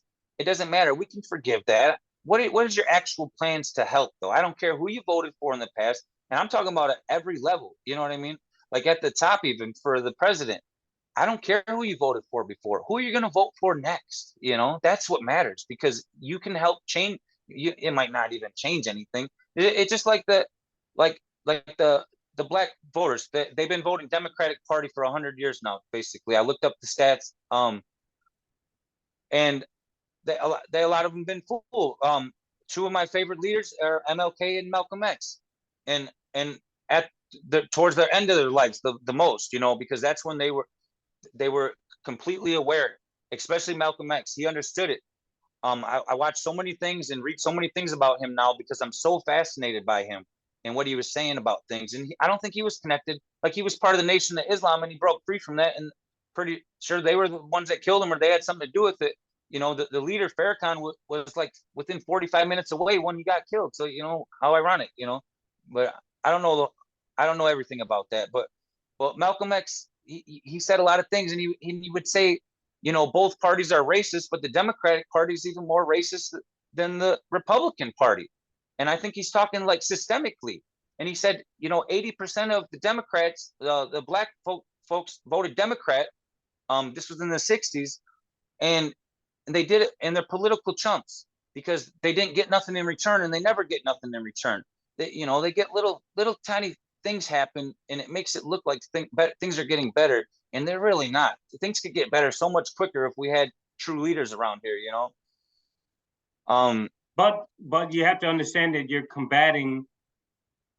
In this case, you're combating centuries of propaganda, and that wasn't always the case. Most black people started out as Republican supporters before the party switch occurred. But there are lots I'd of like to talk factors about that that. go into it. There are lots of factors that go into that. And the channels of communication, you alluded to it yourself with just the stuff that Kenosha News is doing to you. Pretty much every candidate that I have on here that would be viewed as an independent or non-affiliated candidate, they have issues getting press from people who are connected higher up, because those people they know who you are already. They know they may not know all your stances, but they know that you don't fit in their circle for whatever reason. They know this person's connected politically with the suit and tie class, and this person doesn't have anything to do with the suit and tie class. No different than academia, no different than the two-party system, no different than any sort of closed-in network. And it's easy to see it. And the press is a powerful tool. And Malcolm X said that himself, that the mainstream media is the greatest evil, one of the greatest evils. He may have said that it was the greatest evil. And so I think he's answering his own question when he talks about the black voters, black people in general. So it's hard as a black person myself. Like, I've been around this my whole life. Like, I started as a Democrat, but everyone has their own exploration and processing of when enough is enough. When am I going to leave the Democratic plantation? When am I going to leave the Republican plantation? It's the same for everybody. When they come to that point, I don't know. For us, it's been a lot slower, but a lot of it has to do with it's not feeling like you have anything else to support. So I'm going to Exactly. so you're going to stay in your comfort zone. Right. And yeah, exactly. It started with the Republicans because of Abraham Lincoln. But a lot of people don't understand this. Abraham Lincoln was a white supremacist. He was blatantly racist, and he spoke publicly about it. He didn't fight to end slavery. He wanted to ship all black folks back to Africa. He wanted to prolong slavery till 1900. He wanted to win the war for the Union. That was his goal. That's why he ended up somewhat freeing some slaves. You know what I mean? And they weren't free. They didn't have anything.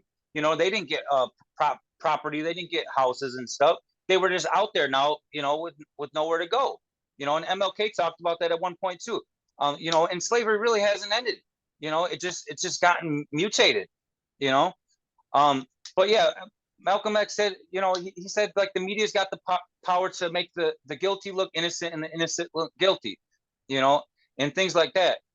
But both MLK and Malcolm X both criticized, Malcolm would always talk about the white liberal, because at that point, the black liberals and then, different minorities, they didn't really have much say in anything. And, like, even women didn't have so much say, like, for so long, you know what I mean? And like I'm a native man, like, natives still there's still things that are wrong. They're still segregated out in the wilderness, most of them, you know what I mean? On these reses and stuff. But the point is I don't know what the point is. The point is that I mean the media just keeps manipulating people. They Malcolm talked about the Goldwater versus Johnson race back in the 60s. This is exactly what they did with Hillary and Trump, and then Biden and Trump. And what they do is they Goldwater was like this blatantly evil dude.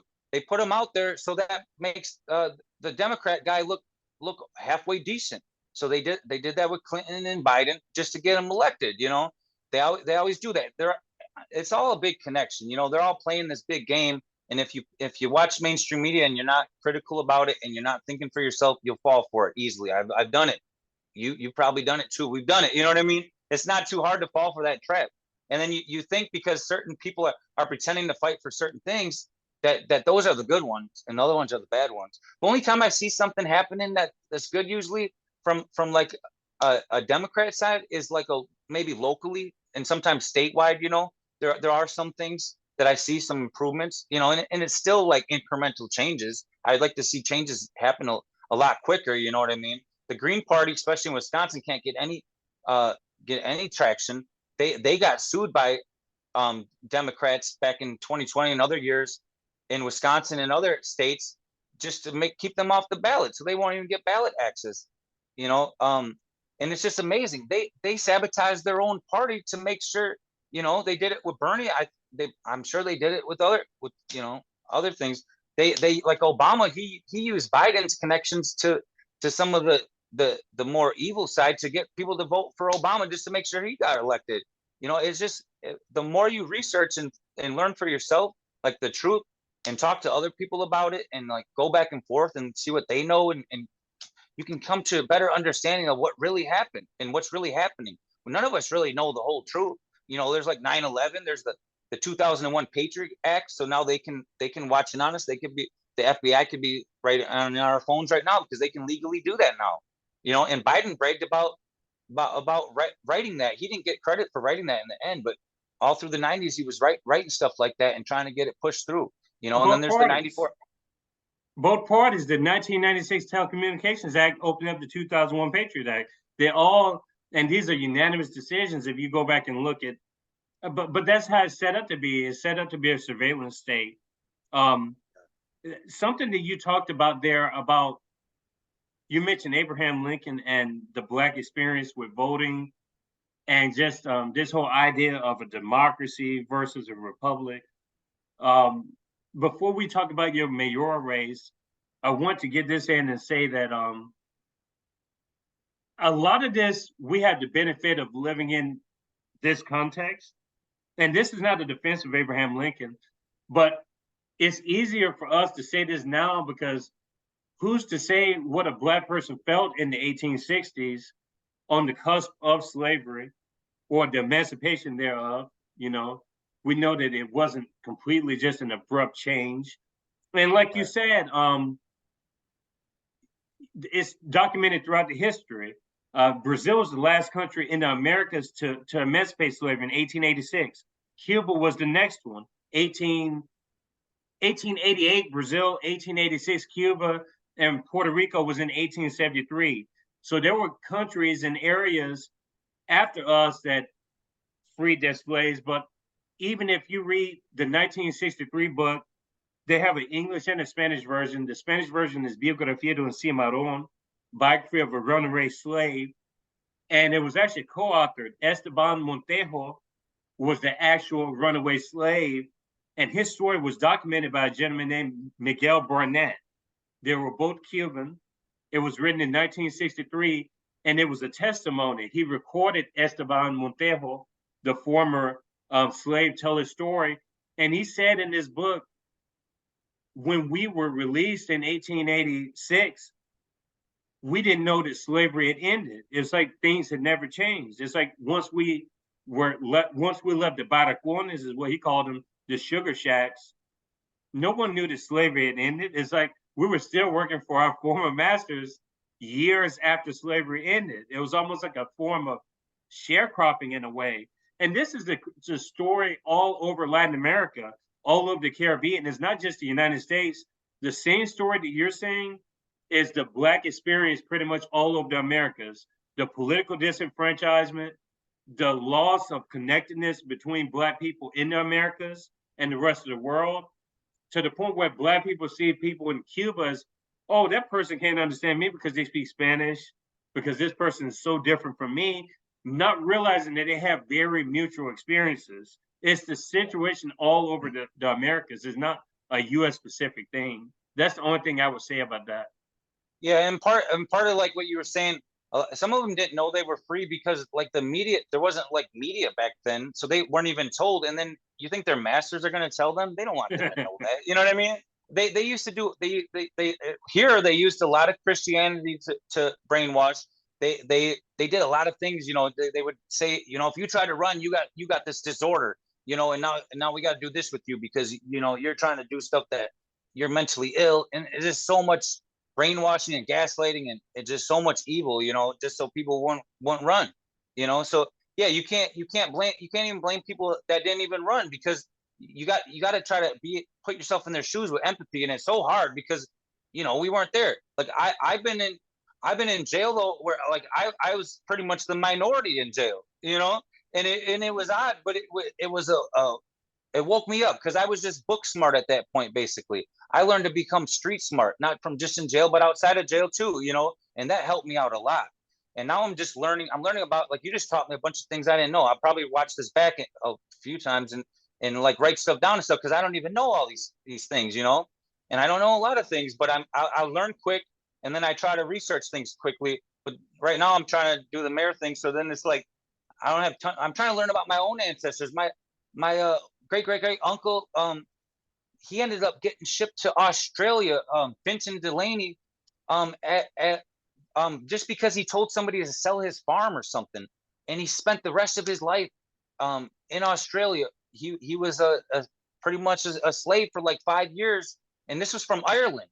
They shipped him off there, and my one of his brothers stayed. My great grandpa Michael came here, and he came through New Orleans, through Louisiana, and then he settled in Washington. The other two brothers, there was five of them. One stayed in Ireland. One got shipped to Australia. One was my great grandpa in New York, and then the other two ended up in Illinois. One in Chicago and one in Waukegan. The one in Waukegan, he became like the school board, the school treasurer, the tax treasurer. He was the tax collector. There's a road named Delaney Road out here, and I never, it's spelled differently, right? I learned that my surname is actually without one of the E's at the end. But when people came here, they put the E on the end, so it kept flip flopping. And then another one flipped it and put a capital L without the E. So I'm related to almost all those people probably, but nobody's ever looked into this deep enough to understand. But I've connected those dots. I don't know what that road is named after because they won't tell the history, but maybe I can figure that out because I'm pretty confident it's after my family, you know, and a lot of my family's been disrespected and our history's just been washed away kind of, you know. So I'm trying to learn more. It's just crazy, like how I'm even here right now, you know, and like I got like a lot of Icelandic family and my native family. I got the connections, but I can't get the actual names of my relatives. It's so hard. And my grandma had this book, and it's in my aunt's storage unit in Illinois, and I got to get that because she told me about it one day. How I'm Blackfoot Native and Cree Native, and I'm trying to figure out all the connections to all this stuff. But you go ahead. Let's keep it going. No, oral histories. You're touching on oral history. A lot of this stuff, these topics I deal with in Latin America and Caribbean, just in literature and culture. Like this is pretty much like my area of expertise because a lot of the Black literature from back in the day, and we're talking about abolitionist literature. So towards the latter part of the 1800s, because it's crazy. 95% of Blacks that were imported from Africa actually settled in the Caribbean and in Latin America. A very small percentage actually settled in the United States.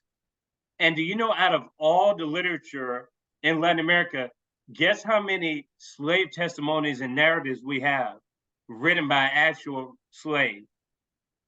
We have one. One That's and it. all, one See, I'd like to get document. my hands on that. Yeah, I would like to read that. It's called Autobiography of a Slave, Autobiografía de un Esclavo. And the gentleman's name was Juan Francisco Manzano.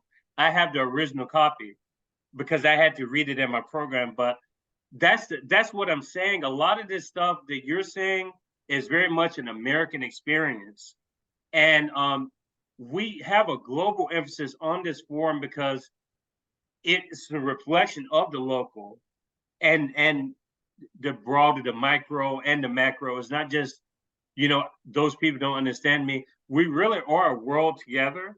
And you mentioned indigenous communities and you talk about your indigenous ancestry. That's also a very common experience in Latin America.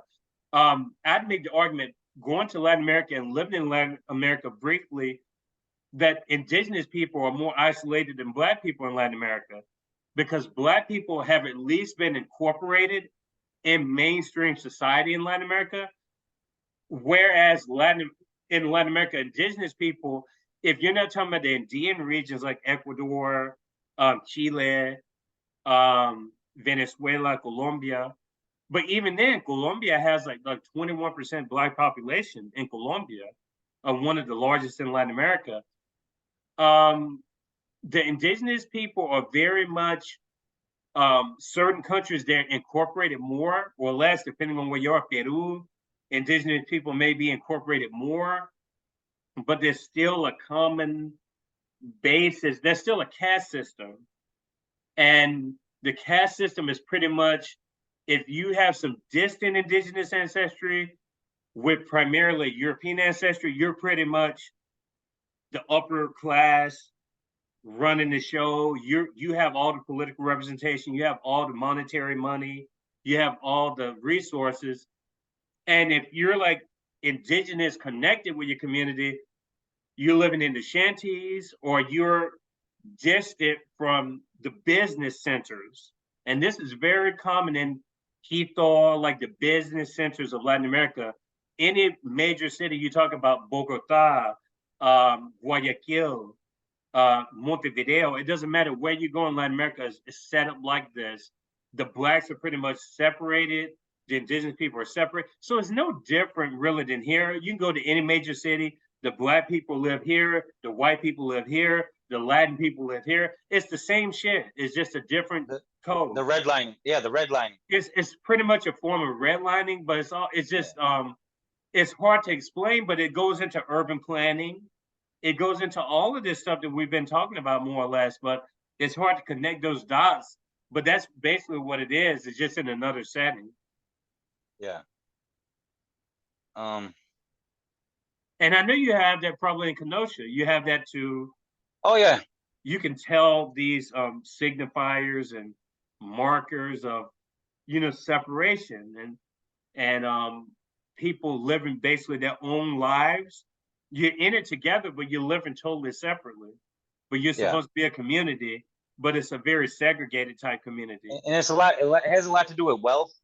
Because you'll get people of every skin color in certain areas just based off of how much money they don't have. You know what I mean? So, and we pretend it doesn't exist. Like, I mean, I don't, but a lot of people pretend it don't exist. But like, it's just a manipulation from the media because like they pretend to celebrate, like it was just Hispanic heritage and like, or Independence Day. Okay, but then I wrote a post because we're not talking about how Hispanics are being treated here still. How there's so many people that are racist towards brown people in general, not just Hispanic people, like all brown people. I mean, Black people, all minorities, but even like poor white folks and stuff like that. You know what I mean? They get mistreated, but brown folks I see get mistreated a lot. Like some people will actually support Black folks and not brown folks. They want to deport them, deport them, deport them. Like I got stories about that. My daughter's Mexican, part Mexican. I've been called Mexican in a derogatory way because I used to be real tan when I was a kid. One of my own friends called, he was, oh, you're a Mexican, like that, And then my dad has a story down in Houston, Texas, back in the late 70s. He didn't have his ID. He was going to look for his ID out of his sister's car, my aunt's car, and a cop pulled up on him. The cop grabbed him. They brought him downtown. Two bigger cops hogtied him. because he didn't have a green card. He had an ID, but he wasn't able to grab it because they wouldn't let him, couldn't find it. So they hogtied him. They considered him an illegal immigrant. I hate when people call people illegal or they call them aliens or anything like that. They're humans just like us. You know what I mean? Let's stop with the labeling. They have every right to be here.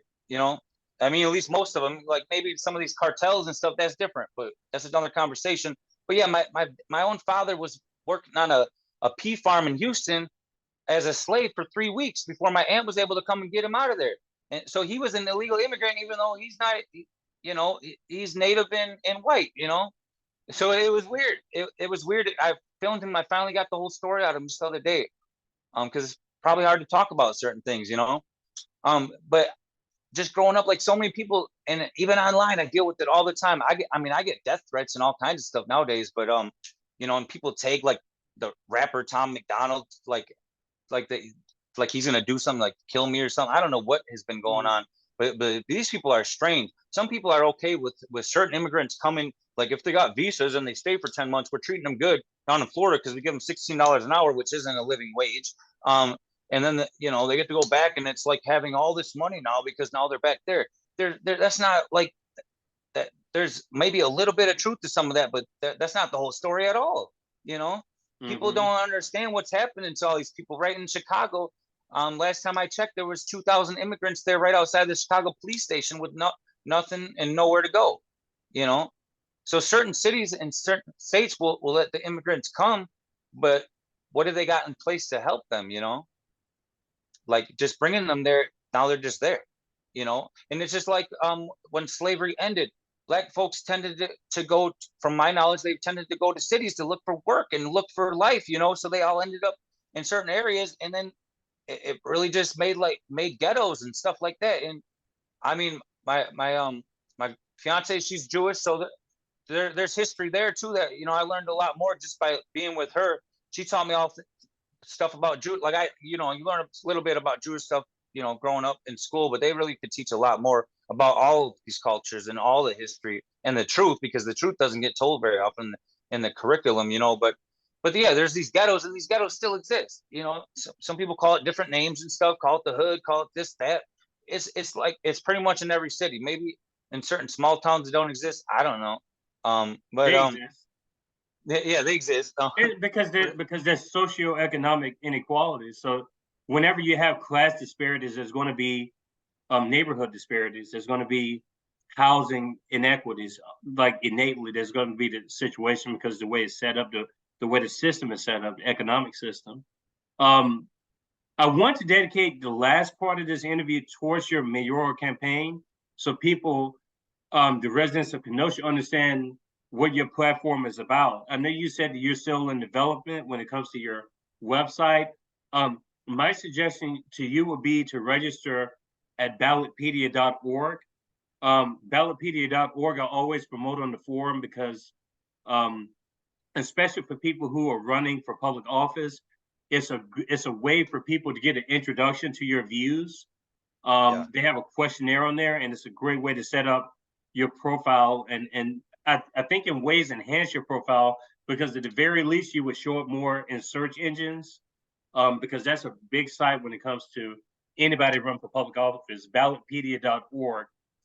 Something on the previous part of our conversation, I want to shout out Margaret Kimberly. She's been on the forum twice.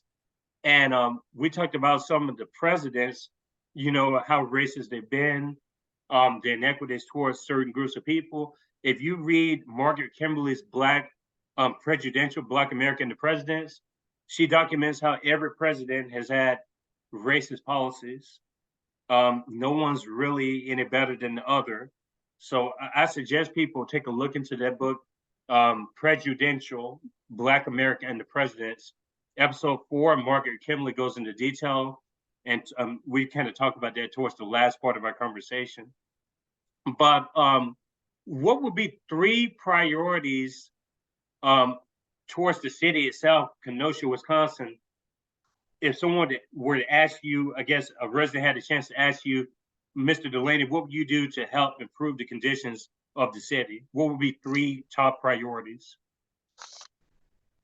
I mean, one thing that has to happen, this might not even be one of the three, but it has to happen. The city pipes need to be the lead pipes. They have to get changed a lot quicker, and we need transparency. So maybe like an interactive map on the website, so people can see and expect when their pipes are going to get changed, and let them know when the complete path line to the water source is done, so they can drink that water faucet again.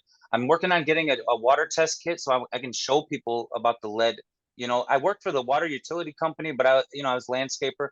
The water isn't, it's legal according to, standards, but it's the pipes that are the problem, and they're doing a lot of other work, and they're not changing pipes when they do that a lot of times, it's like, if you're going to replace other stuff under the road, replace the pipes too. Let's get this going. We need transparency. So there's that. And then there's a radon crisis because 20,000 years ago, the glaciers melted, and then that formed the Great Lakes here. That brought radon here. There's radon. If you got a basement anywhere, there's radon coming up. We don't know the level, so we would have to test everybody's building, whether you rent or own. We got to test your building, and then we got to connect people with affordable mitigation systems companies, and if they can't afford it, the city needs to help pay for that. We got to work on a way to get this stuff done. But that's not even the three that I would talk about. There's a lot going on. We got to help people. This is what I always tell people. We got to help people financially, physically, and psychologically. The systems are bad. I've had terrible times with doctors. The doctor I met yesterday was actually way better than most of the doctors I've ever met, like a primary care doctor. But a lot of these doctors are tough on you. They'll gaslight you. They'll push you away without helping you. So we need to connect all the resources. They're all scattered. I've been trying to get help for so many years. I've been in all these programs on rental assistance, job help to get back to work, all these things, and they failed, and they're ancient. These systems need to be updated. The resources need to all be clear and concise, and be located in a way that people can understand. Eventually, I might try to just build my website into that, just to help people. If I don't win the merit race, maybe I just do that, because I'm here to help. I'm a servant. I'm not a politician. You know what I mean? And I've been like that all my life. I never liked politics, and I got into it for a while, and I got out of it pretty quickly. But let's get back to it. So homelessness. There's a homeless shelter, and it's getting taxed. Like, they could use help, but I'm going to learn a lot more when I go there in a couple weeks and talk to the director. So that'll give me way more insight. But homelessness needs to end right now. $20 billion. HUD, I forget what it stands for. HUD, though, it's like a national program. They said that would end homelessness, U.S. homelessness altogether. We send more than that to war in Ukraine every other week. It feels like, you know what I mean? This is like, what are we doing here?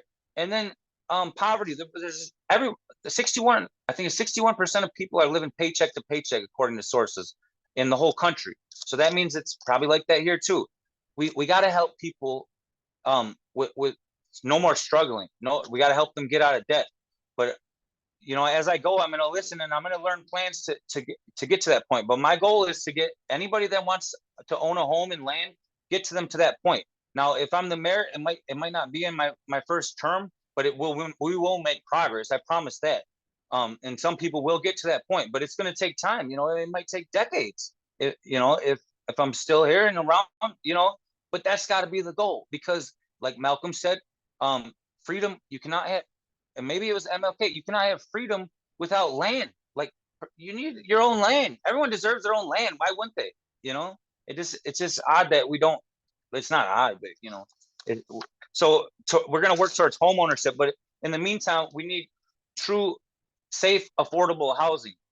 So there's grants that can be written. I'm willing to work with organizations. They can be the heroes. The people that own the means of production, they can be the heroes if they want to be. You know what I mean? They just don't want to be. Some of them, let's make them the heroes that they want. But they need to start dishing out that cash or other resources to help with these projects that I have. Because I also can write grants. I've taken courses on grant writing. I have experience. I haven't done it like officially yet, but I understand what you have to do. You have to be very specific, and you almost have to do it perfectly, or they will not approve it. So I'm willing to write grants for anything and everything that will help us here in the city. So I don't have any plans on increasing taxes on people. We're getting choked out ourselves over here. You know, I'm a homeowner for the first time. It's been about a year now. I mean, I'm on the deed or the lease, the deed. But you know, I qualified for extended unemployment in 2020. Then the state of Wisconsin came after me, took me to court, and they admitted that I qualified, but they said they changed the rules, and now I got to pay over $16,000 back to them. We have a lien on our house that we just got. You know, so it's just crazy. There's so many things that are wrong. These places that are helping, even I feel bad for some of them because they don't have the resources to connect you to all the other resources. A lot of times you call for help with a doctor, they don't know if they even take your insurance or not. They tell you to contact the insurance company. It takes forever to get through the insurance company. I got to do that within the next couple of days for many different reasons, because I got to do physical therapy and all kinds of things to get my health back. But there's just so many little things, and just it's just like how they give tickets out to people, and it only affects people that don't have money. You know what I mean? If you got money, the ticket don't matter. But that's just a little thing. I plan on working with these churches and stuff. During the pandemic, a lot of them closed their doors. There was this INS program for homeless people to go and sleep in there. My father and other family members have been part of it before, and we were grateful for that. But I don't think that exists no more. Now it's just the Shalom Center, and they can't take everybody in. You know, they don't have I don't think they have the resources for that at this point. But they are doing a lot of great work. We just need more of it. We need the whole city on board with this, though. And I don't want to just be the leader. I want to lift everybody up. And a lot of people I want to lift up past me, or all of them, if they make it that far, you know, because why would you slow somebody down? We can't keep fighting for power. You know, if somebody's got a better plan and they want to lead further, I'll let them do that as long as I trust them. You know what I mean? They got to be trusted by the community, by everybody, basically, you know. But some people, you know, they might have better plans and might be more intelligent or more in touch with certain things, and they should be in charge of that. Then, you know what I mean? We need to appoint things to people that make sense. You know what I mean? What are you good at? What, you know? But one of the great ideas I have, a community center. Now we have little community centers here and there. They cost money for different things. A lot of them are either they're religiously connected in certain ways and organizations. I want to make a community center that's not connected religiously or politically. Now, religious folks and political folks can still come to the community center, but it's got to be free, and it's got to have basically everything. And we need to probably build another homeless shelter. Not probably, I'm almost positive we have to. That can be connected, or we can have transportation to go back and forth. And it's got to be for people of all ages. It could be separated somewhat, but just some place for people to go, whether you're quiet and shy, or you like to talk a lot, or anything. Sometimes people just like to be around people but don't even want to talk to them, you know. That's fine, but they don't have community. We're just stuck in our houses, you know, especially with the pandemic, but even before that. But then you can learn different things, and you can get there's got to be advocates there. We got to put advocates in place. Hopefully we can afford to pay them, and if we can't, then we got to get funding for that. I'm willing to ask anyone and everyone to help with funding, you know, and they, like I said, they can be the heroes of this. They can slap their name on whatever. The main thing is, it's not about politics or religion. It's just gotta be about helping people, you know. But like the mental health care, there's a crisis, like with the opioid epidemic. They threw like ADHD meds in with that in the media. So it's hard to get ADHD meds here in Kenosha and other places. There's been shortages, which make no sense. But I went to almost every single psychiatrist I could find around here, and I ended up back at the same psychiatrist I had for years, and that's in Sturtevant in a different city, because he's willing to help me completely. And the communication's broken down with all these different psychiatrists, basically. And so I want to put this out there on the internet, not to talk crap, but to just show people what's available, what insurances they take, what to expect. This is my experience, other people's experiences, kind of like how Google reviews do stuff, you know, but it's all got to be available and easy to access. You know, if you got this insurance, you should just click a button and then it shows you everything available, and it's got to stay updated. You know, how are you going to do this? And then if you need help, sometimes people just need help they need advocates when they go to the doctor, someone to speak up for them. Because I didn't speak up for myself for a while because I thought the doctor was the professional. That's all that matters. I got to listen. But what I've learned is the doctor knows a lot, but you're the patient. So that's important. They need to listen to you, and you need to tell them what you need, and you have to keep fighting for that. Now, if they have a good explanation to not do something or give you something, like that happened to me yesterday. I wanted to get an MRI. They said, we'll do x-rays, get me into physical therapy and chiropractic, and then we'll go from there. That's fine with me. That's a good explanation. You know what I mean? Maybe we don't need an MRI yet. You know, maybe I don't have a serious injury. It happened when I was playing basketball a few years back. I was playing defense. All the weight was on me from, the offensive player, and it just, something happened to me with my pelvis and my back, you know. And so I'm still, I can't even run yet. You know, I want to get back to playing sports and stuff. That was so fun to me. I used to be a coach for many years. I coached my daughter on so many different teams, different sports. We won championships, all these different things. But the thing is, it's not, all this ain't available for everybody. And sometimes it's available, you can't afford it, or sometimes it's available and you don't know about it, or sometimes it's available, but you're afraid because you don't want to be judged by people, you know. There's all these different things going on. A community center needs to be built just so, and it's got to be located conveniently, or there's got to be multiple located conveniently in Kenosha so people have access to it. Like even the Shalom Center got moved all the way over here when it was down closer towards the lake and more of the, some of the more impoverished areas, you know, where people, that's where they are going to be most likely, you know what I mean? But I mean, there's a lot of gentrification going on. They're just kind of keep developing things and pushing people out, and you know, and we got to stop that. We can't make the beautiful looks beautiful, and they always say Kenosha's strong, but Kenosha's not strong. We can make it strong if we all work together, but I mean, are we going to work together? I'm trying to do it, you know.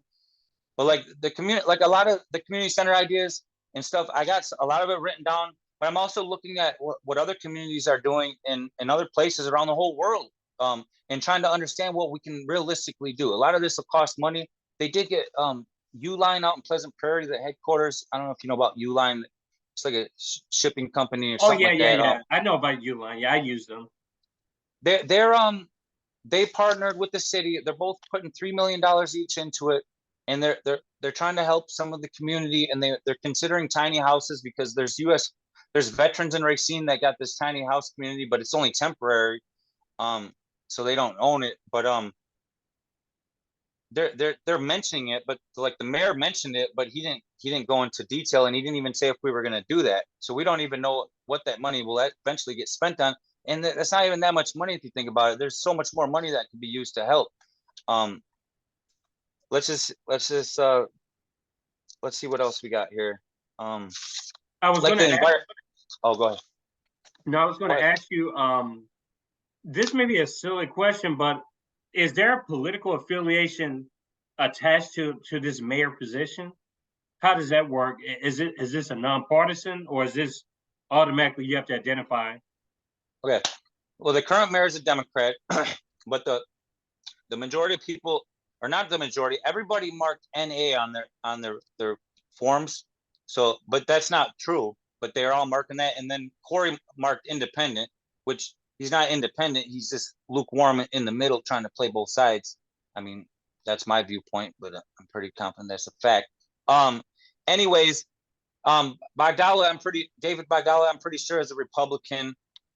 Lydia Spotswood is a Democrat. She's getting events at the Union Hall to attract more Democrats towards her. Like like I said, Corey's got a lot of support from a lot of the Democrats that are activists. Some of them are actually activists, and some of them are fake. You know, they're just pretending. Um, but they're all supporting him, and I'm the one that was out there fighting all this time. You know, and you know, it is what it is, though, right? Can't worry about it. It's not going to help to worry about it. But I will explain the truth to people, and then Andreas Meyer, I don't think he's part of a party, but he tends to be connected more towards Democrats. Now, I do got a little bit of Democratic connection too, and I even got a friend called me last week that's a Republican, and I talked to him about a lot of things. He understands a lot of the truth.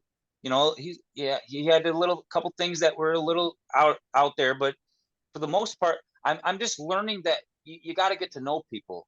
You know, And just because the parties are racist and fascist doesn't mean everybody part of them are. It just means that by voting for those parties, they support that, you know. And I don't know if they realize that. Some do and they don't care, and some, you know, and it's like it's just this cult like atmosphere. So how do we break through it? We got to try to talk to people. But Malcolm also said this. Some people have, and he was talking about black folks, but I'll apply it to all folks, because he's talking about how some people have they're the fruit of the tree, right? And they've fallen off the tree, and they've been damaged so badly, they've rolled so far that they forgot their roots. They don't know who they are anymore. That's because of the media and all these, you know, all these connections in the system, and it's gotten them to forget about who they are and who they were, you know. And it's just crazy. He's what he said is certain people you cannot wake up. It's impossible to wake certain people up. So what you got to do with that, you got to move past that. Those people that won't listen, that won't have back and forth conversation with you about the truth, you got to move past that. You don't need to pour hate on hate. We need to pour love on hate. But he also said this: you do not love those who hate you and others. You don't do that. It's not natural to humans to love. I mean, I think more it might be more of a religious thing to love those who hate. But if you love those who hate, then you're supporting the hate. You're not exposing the hate. You're not fighting back against the hate. You're allowing it to continue on. You're trying to love them. But you know, if they're continuing to hate, that's not working. You know, so we cannot love those. We cannot love those who hate. We need, if they want to, you know, change eventually. That's different. We can show love all the time. You know, but we can't get hyper focused on that and trying to find or connect with these people, the ones that are trying to take us down and slow us down. You know, the progress, the a lot of these people are just clogs in the system, and they want little change over time, but certain people don't have time. Life's short. A lot of these people are going to be dead by the time some of that change happens. So that's why I got a problem. That's why I'm not a Democrat anymore. I'm not Green Party no more. And I'll even go as far, you know, I was a socialist and even a communist and all these things. And I got to learn all these things. And I say that, and what I got broken free from the communism, even because it was just another identity. And what I learned is some of those people, a lot of those people have great ideas and thoughts. But a lot of them are not. Some of them are still very hateful and dividing and all this infighting, and it doesn't make sense. Why are we doing that? You know, we're never going to achieve anything like what they imagine if we keep doing that. But then, you know, and then there's anarchism and stuff like that, and a lot of that stuff's good. You know, anarchism's just freedom to be able to, you know, live where you want and support yourself. You know, and communism's more about like community, like, you know, the entire community works together and shares the resources. You know, and I believe some of these societies can work together. Realistically, we're probably never going to get to that point in our lives, you know. But we don't have to necessarily. We gotta just be broken free, no identity politics. Religion, I believe God may or may not exist. Sometimes I have stories. I've seen miracles happen. My daughter and I saved my brother's life. He overdosed. We got him to the hospital just in time. He was in a coma for 7 days and he survived it. Now he lives out in Vermont because he can't be in Kenosha because there's just too much chaos, you know, for him, you know. Um, but yeah, the division. I want to work with these religious leaders and stuff, help them open their doors so they can work in the community. Certain religious leaders, not too many, are already doing great things here, you know. And then some of them, like the church I went to church with cops. I've been in their house with their families. I was friends with them for many years until 2020. You know, like my great uncle was a cop, a detective, and a member of the FBI for 30 plus years. And, you know, that doesn't mean that's good or bad. I mean, it's probably not the greatest. I've heard stories that weren't the greatest, you know. I even have a relative that was a cop in the city of Chicago, you know. And I got good and bad stories from cops, but I got way more bad stories, you know. Just because you had one good experience with one cop doesn't mean anything really. You know what I mean? Because you need the whole system changed, and you need the cops to fight against the laws too. And they got to start saying, well, this law doesn't make sense. This policy doesn't make sense. The use of force, this shouldn't be happening. You shouldn't be able to just start beating on somebody just because you feel like it. You know what I mean?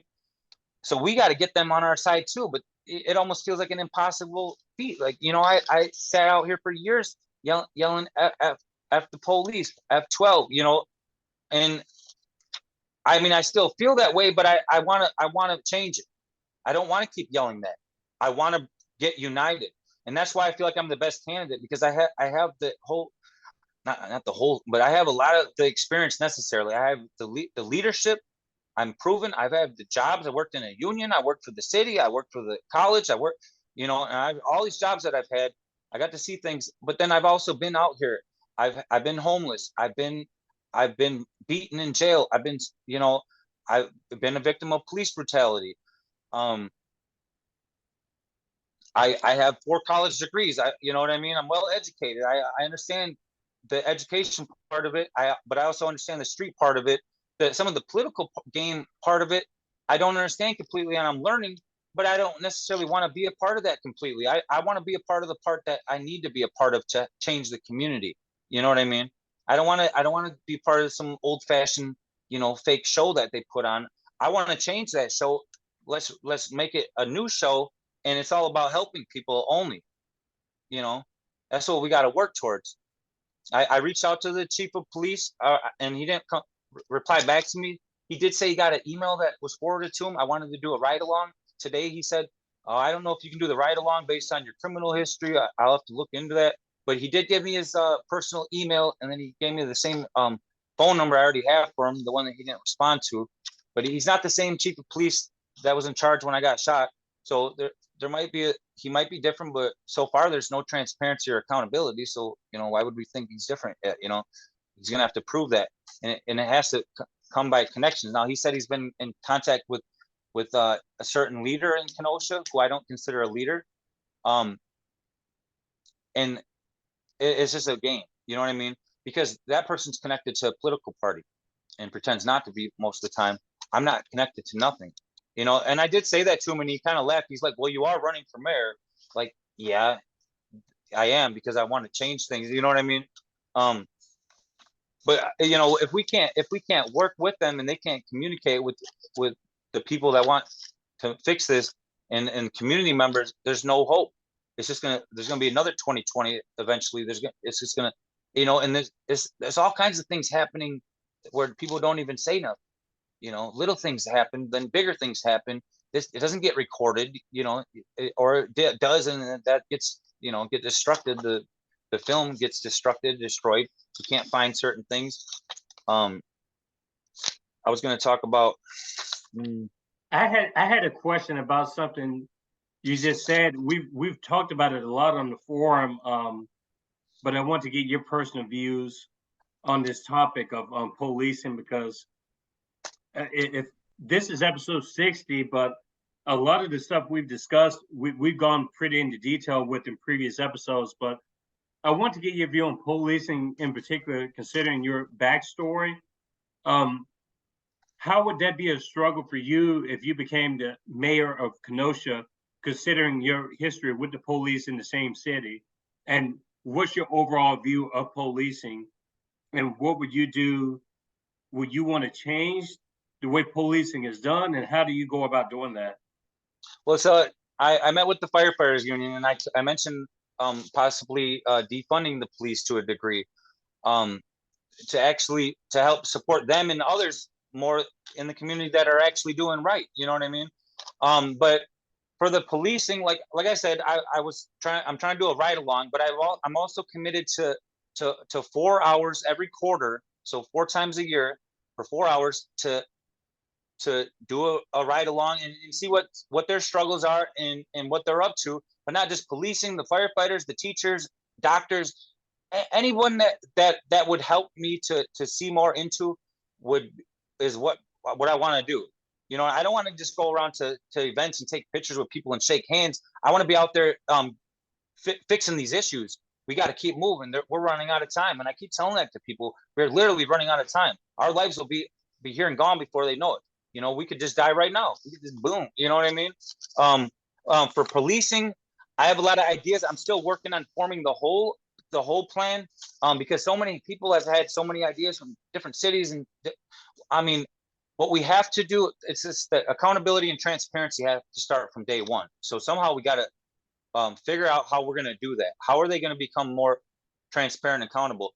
Any of these cops that don't want to change, or some that have certain history that have been proven, because like I've been held accountable for anything I've done wrong and some things that I didn't do wrong, fully, and so now they need to be held accountable. So if they got a history, we have to do something about that. Now I don't know what power I have as the mayor to do that. I was just going But to ask you that. You've mentioned accountability several times, and we've talked about this on the forum. I mean, the magic word is ending the qualified immunity as an initial step. Um, do you have that capacity as a mayor? That was the question I was going to ask you. And you also made a comment about the police doing their part. Why would the police have incentive to do that part when they're protected under these same immunity laws? And the unions are amongst the strongest in the country. right, okay, you're exactly right. The thing is, there are public servants, right? They're working class. Some of them don't even have their all their needs met. Some of them don't, because they're part of the union, and not all these unions are taking care of everybody fully. The reason that they would want me as the mayor is because they can become the heroes that they signed up to be, basically. We can't just they post propaganda all the time, making themselves look good. We can make connections, like even just having business cards with all their personal information and handing out. When I was a kid in Toma, they used to give out baseball cards and stuff. That was even cool to me, like, oh, cops are pretty cool, that's what I thought. um but it can't. Yeah, there's got to be more than just me. There's got to be other leaders working with me to figure this out completely, and obviously the police have to be a huge part of that. The incentive would be the whole community can start trusting and caring about the police and supporting them. Well, some people will never forgive the police. I understand that. There's reasons for that. You know what I mean? But we have to build trust, and it's gotta. It's hard to explain it. Like the qualified immunity. Like we definitely got to fight for different things, different protocols to change. We got to recreate policing.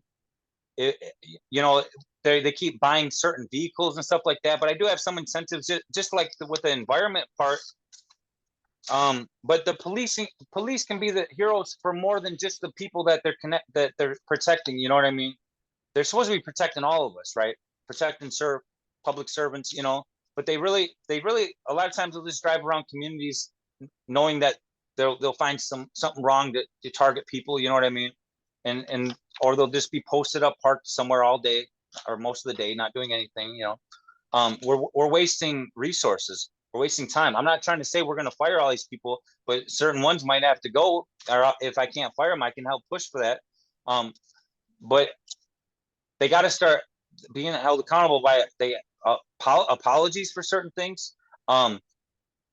Good cops, like the system's corrupt. That's why there are no good cops. But there are cops that are fighting.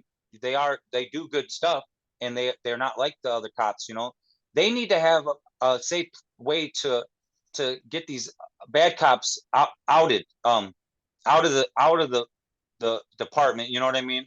So they don't have to look bad. So the police don't have to look bad no more. If people start seeing that'll start building trust. If the dirty cops are getting outed and we find a safe way, they can send it right to the mayor. If I'm the mayor, send it right to the mayor, and I will work on figuring that out. You know what I mean? The community will work on figuring that out together on what to do with these people. There's got to be a system in place for them to do that safely, though, because if they do that, they're going to be targets themselves. Once you break free from the cult, then now your life's on the line. You know what I mean? So that's why they don't do it. I understand that. So we got to make it a way for that to happen, and I'm willing to do that. Any of these good cops, like I've had a good experience with a cop recently. It was a sheriff's department, but she parked. I was helping change a tire out on Green Bay Road. She put her lights on for us, and they should all do this when they see somebody changing a tire, like especially on a busier road. But I don't see that in the city. I don't see that kind of support. That's public safety. Community support. Make sure we don't get hit by a car while we're helping each other. So I appreciated that. But that's just one moment, you know. This should be happening all day, every day, basically. It's not like they can always be the heroes, and they shouldn't be known as the only heroes. We can all be the heroes, you know. We can all be the leaders. Um, we do have to figure out a realistic way to do that, and I'm planning on I'm going to try to get a few leaders around here that I actually trust, and then try to get this meeting set up with the chief of police, and see what we can do, because I've seen other leaders around here that have pretended to do certain things and nothing has changed because of it. Lukewarm things that aren't actually realistic changes, and it doesn't really give the police incentive to change either. They're just more, you know, they show up in certain neighborhood, they might give a kid a bike, or you know, say hi to a kid or shoot a basket or something, you know what I mean? Like, that's that propaganda I'm just talking about. um we have to build connections and relationships, but I mean, we're going to need some kind of committee, accountability and transparency committee. I got a couple of people in mind that could help with that. um I'm not here to destroy public safety. That would be stupid, right? We need public safety.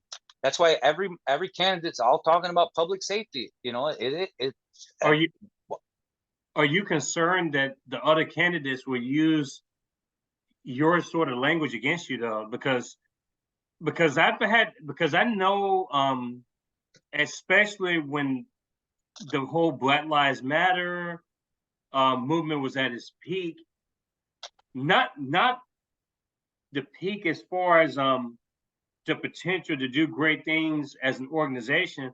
I think right now, don't even ask me about Black Lives Matter right now, but and I have my reasons as to why the organization itself is not doing well in the public view.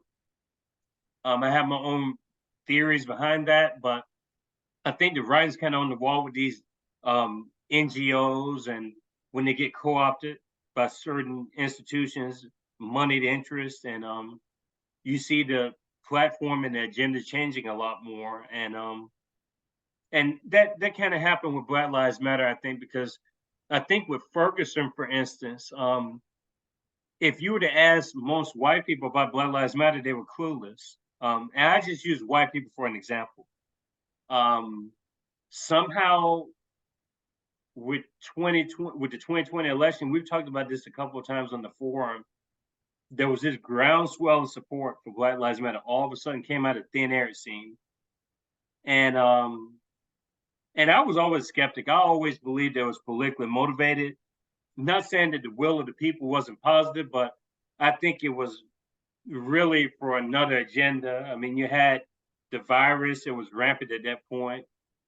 And I think a lot of people just wanted Trump out of office. I don't think it had anything to do with people caring about the actual issue of police brutality.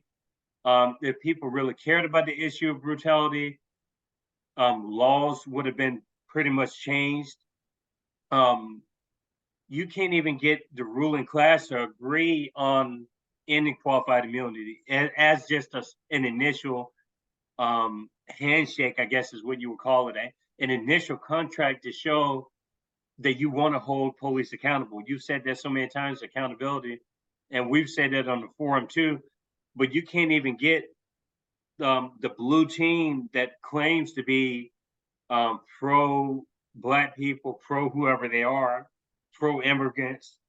They don't even agree with ending qualified immunity. So why is the conversation even going on if you're not even going to stand on that issue? You know, of just ending the police um, presence and the power of the police, just giving them accountability.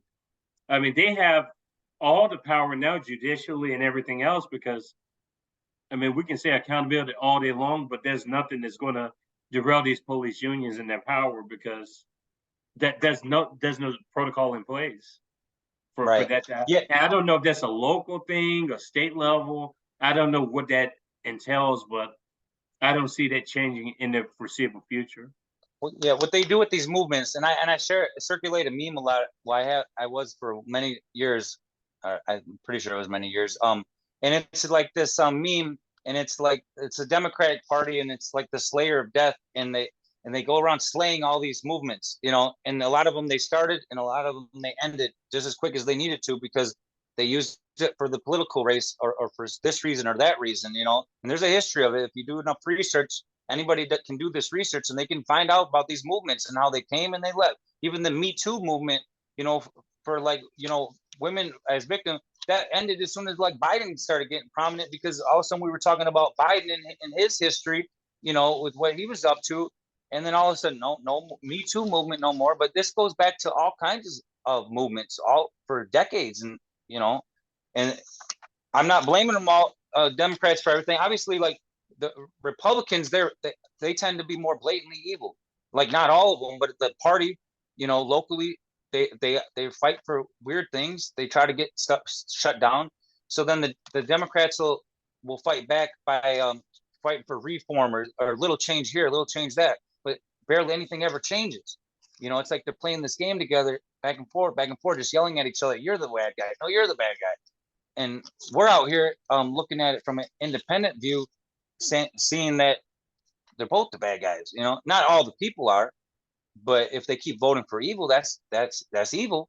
You know what I mean? But like I said, it doesn't matter what you did in the past. What are you going to do in the future? You know, because that's what we got to change. Like, and you're right. Like accountability, transparency. Those are good words, but this is buzzwords until something realistically happens and changes. You know, like I got a lot of work to do because I have to figure out. I want to be very clear and concise what the plans are to make this happen. Because it can't just be some wild thoughts all over the place. And sometimes that's what happens to me. My thoughts just go everywhere, but I'm able to reel them in eventually and get it, you know, get it formed. So I don't have the exact answer right now, and I don't really have the exact answer on anything yet. I just know I'm here to help and to serve, and I will do everything in my power to help any struggling person, you know, as long as they want that help. We're here. Some people don't even know how to ask for the help. I want to help them to feel comfortable to ask for that help, because I've asked for help recently, like when our cat was dying and stuff, and people like demonized me.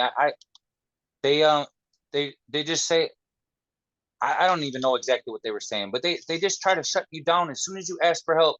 Like, why don't you just go do this? You don't need help like this. Why don't you fight to do, like I've been doing that my whole life, fighting to get help. So now you're telling me to not ask for help? No, I'm an advocate for people that are worried about asking for help. I try to push for that. Any kind of help you need to ask for it. Anybody that you're connected to that needs help, fight to help them find the help they need. You know, like that's just got to keep on going. We got to keep doing it, and you can't just talk about it. We got to do it. It's got to be about action. The words are very important too. I always used to say words are just as important as actions. In some cases they are, but if you don't do the actions with the words, then it's just meaningless, you know? Let's see. What is, as far as the budget is concerned, I don't know how familiar you are with the city's budget, or are there areas of the budget that you are thinking about cutting? And what areas of the budget do you think are underemphasized?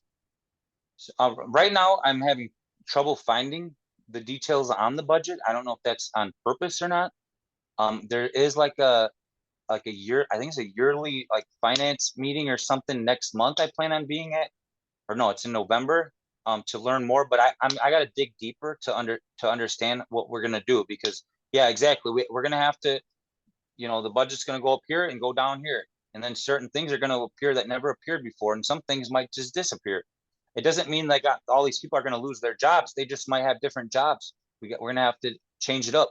They need to be in positions where they're helping people. Nobody needs a job where they're not helping. You know what I mean? And then, you know, just like people that do jobs that nobody wants to do that are helpful for society, those people deserve to get paid more. You know, I mean, I don't know how much I can do for that, but I can definitely keep fighting for that, and anything I can do to help people more. Like we just got to get people to, I mean, there's so many people that are still stuck in their house, or they don't get to go out in the community. I was walking around downtown cleaning it up last night, and I remember all these memories from different years and childhood and all this stuff, and everything looks different now. But I couldn't even afford to go down there and hang out. I could like physically go down there, but I can't go and afford to, you know, have a meal or a drink or anything and just hang out. Most people that are struggling can't afford that, but yet there's plenty of people still doing it. I support small businesses, but I still have issues with certain ones of them. And I would love to work with them to see what their needs are, help them to make sure they can pay their employees better, make sure they're taking care of their employees right. If the employees are going to work and they're stressed out and miserable, we got to fix that, because why do people need to go to work and feel miserable? We need to create passionate jobs for people, even people that are disabled that can't work. And, in the media's eyes, they have to be able to work to their ability and get paid fairly for it. Everybody can work. You should be able to get paid for your ideas. And I know people say, well, let's invent this or that, but it costs money to do that. And usually those just steal your ideas anyways. So I know that's like so many things that are probably not reasonable anytime soon. Some of them, I mean, but like the resources, connecting the resources, making sure it's easy to access, we can get that going right away. We can start making it easier for people. The police, they're going to have to get on board. And I probably won't win this election if I don't have them on board somewhat. Maybe I could still do it. I have no idea. I look forward to getting those signatures, hopefully, and getting on that debate stage. Another big thing is the environment. We don't really do a lot of green environment stuff. Like, I've been in the urban farming program here at Gateway, so I understand a lot of things. There's different, there's solar energy, geothermal, hydropower, hydroelectric, all these things that we can start doing. So I want to focus on reducing CO2 emissions we can start with the city vehicles, and create, get the hybrid vehicles in here, or whatever we got to do. But then over time, we want to do this for buses too. And then the busing, it's got to be free for low income, elderly, and disabled individuals. All of them. It's got to be free, because, I mean, how are you supposed to get on your feet if you're paying just for transportation? And then some of these buses. Oh, go ahead. What's the threshold of that? You say disadvantaged economically, but what's the threshold of that? What defines a person as poor in your assessment? I mean, first of all, I would like all the public transportation to be completely free for everybody eventually. Oh, I'm just saying we got to start somewhere. So we could draw the line somewhere. A living wage nationally, based on the numbers I calculated on average and median home costs, is $50.90 an hour. So my friend Jennifer actually helped me with that, which is about $105,000 a year. In some places higher and lower. Here, you would probably have to make around $40 an hour to have a living wage. So if you're not making that much, you're likely struggling. And maybe if you're in a lot of debt, you still aren't, you're still struggling, and that's a high amount. I never made over $20,000 in a year in my life. It's been a struggle. So if I became, you might as well just make it available to everyone. I mean, how many people are you realistically going to say makes $40 an hour? I can't think of many people in my area with these nicer homes. I mean, I can't think of people making that kind of money an hour. So you're talking about the majority of the people. You're right. We just got to make it free for everyone. Not. I mean, I was thinking about starting there, but I think it ends there, right? After you just explained it ends right there. Yeah, because they're going to use that against you. They're going to use it. Well, you're cutting up, like, that's the majority of the people. So. Well, yeah, and you want to reach out to the people that are actually doing better. You want to make sure you got incentives for them too. You know what I mean? Why would they vote for me if I'm not going to help them too? They're going to get help in different ways. I mean, but once the economy's doing better, that's going to help their economy, whatever they're doing up to. You know what I mean? So that's it. We're gonna focus on renewable energy, starting with municipal buildings and eventually expanding to the entire city. We have to do stuff like this. One of the other candidates got some really good ideas on some of this stuff. I'm not going to steal all of his ideas or nothing, but I've already had this idea. He's got some more detailed plans. I'd love to work with the guy. I mean, we can't both become the mayor, but someone's got to get empowered to get these things changing right away. You know what I mean? There was one other thing. Let's see. Oh, I was going to ask you, when is this debate? When would it happen? A public debate for this mayoral race in particular? From my knowledge, it would be in January or sometime earlier in February. It would have to be, because it's got to be after the signatures, and then it's got to be before the primaries, which would be February 20th, if there's more than two candidates. But like I want to expand, like on there's an app, a Kenosha City app. It doesn't really have much resources. We need to connect people to the resources like for food, health, physical and mental wellness, and we got to have advocates on staff to help people make those connections. That's not there's a lot of good information out there, but it's just scattered. And then to ensure everyone has access to healthy food, we're going to seek federal funding for produce prescriptions. I don't know if you're familiar with that. It's a program that's been going around. They've already proven that everybody in the program, it's benefiting their health. You qualify through your insurance company, from my knowledge, though. That's the tricky part. And then it could be just if you're sick or if you're unhealthy or maybe if you're elderly or certain demographics right now is what they're focused on. But we got to get it. If we can get funding for that, we got to get that going. I would love to get everybody getting produce prescriptions, And then the last thing, these food deserts. I grew up here. There was all these stores in the middle of town, Walmart, Kmart was here, Shopko, Save a Lot. I used to go to all these places to shop. Even the Dollar Tree I would shop at for many years of my life, and they're all gone. They all got moved out there. You got to have a vehicle to get out there. So, and then the main store, Walmart, there's not even a bus path or bus route to go out there. You can't get there. But the main issue is there's like there's a building, there's the old Pick and Save building not being used. They shut it down. They said I think it was because people were stealing from there or something. I don't know the whole truth about it. But there's programs in place already around the country in certain areas from my research where there's like buses, maybe trucks too, and they deliver the food, the grocery orders. I think it's free in some of these spots, right to the people, or somewhere close to where they can grab it. And realistically, that way they can get more groceries too. Because if you take the bus or something, or you're walking, you can only carry so much. You might have a bike, you put it in your little thing, you can only carry so much. You can't even get like some frozen goods if you're too far away, especially in the summertime. It's just going to melt and it's going to spoil. So I want to bring the food right to the people, make the buses hybrid and then make the buses work right.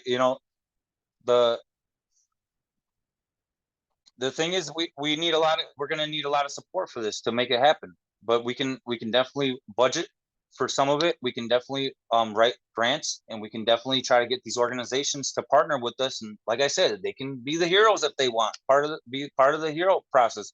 That's fine with me. There was actually, oh no, and then the other thing is the Kenosha Hospital, and the firefighters brought this to my attention. This is where my daughter was born.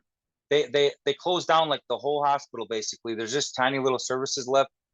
It's putting more tension on our emergency services. Now they got to go all the way out towards Pleasant Prairie, which is another city connected to us, basically Kenosha. But it's also making it harder for people that have issues and stuff. You can't even go get to the hospital now. And it's going to take you longer. If it's life or death, you might be dead now because it's further to go. I'm trying to figure out what to do. Like I researched how I can meet with the CEO of Freighter, see if what's the real issue. I've seen like David Magdala, one of the candidates, he met with somebody else, a different leader before, but nothing got talked about or changed really, from my knowledge. We need to talk to the people that have the power to change it. And if they're not willing to do something, we got to figure out a way for another hospital system to come in and take over. So there's access for people, It's the same with the grocery store. The building's still there, and it's in a great location where there's a lot of impoverished people in that area. That would be a great location to get that back open. And then just more things we can pop up. Instead of just making downtown beautiful and calling it Kenosha Strong, it's like it's like making the book cover look beautiful, and then nobody's really reading the chapters about the people in the city and their struggle and stuff. They'll just cut to certain chapters of the people that are being successful. I have a lot of, like I said, I was a Christian for many years. I've been on many mission trips. I've got to bond with many people through that. There was a lot of great things we did. But at the same time, a lot of the leaders of this church, they talk about the devil in distraction and deceiving, but yet they're doing it.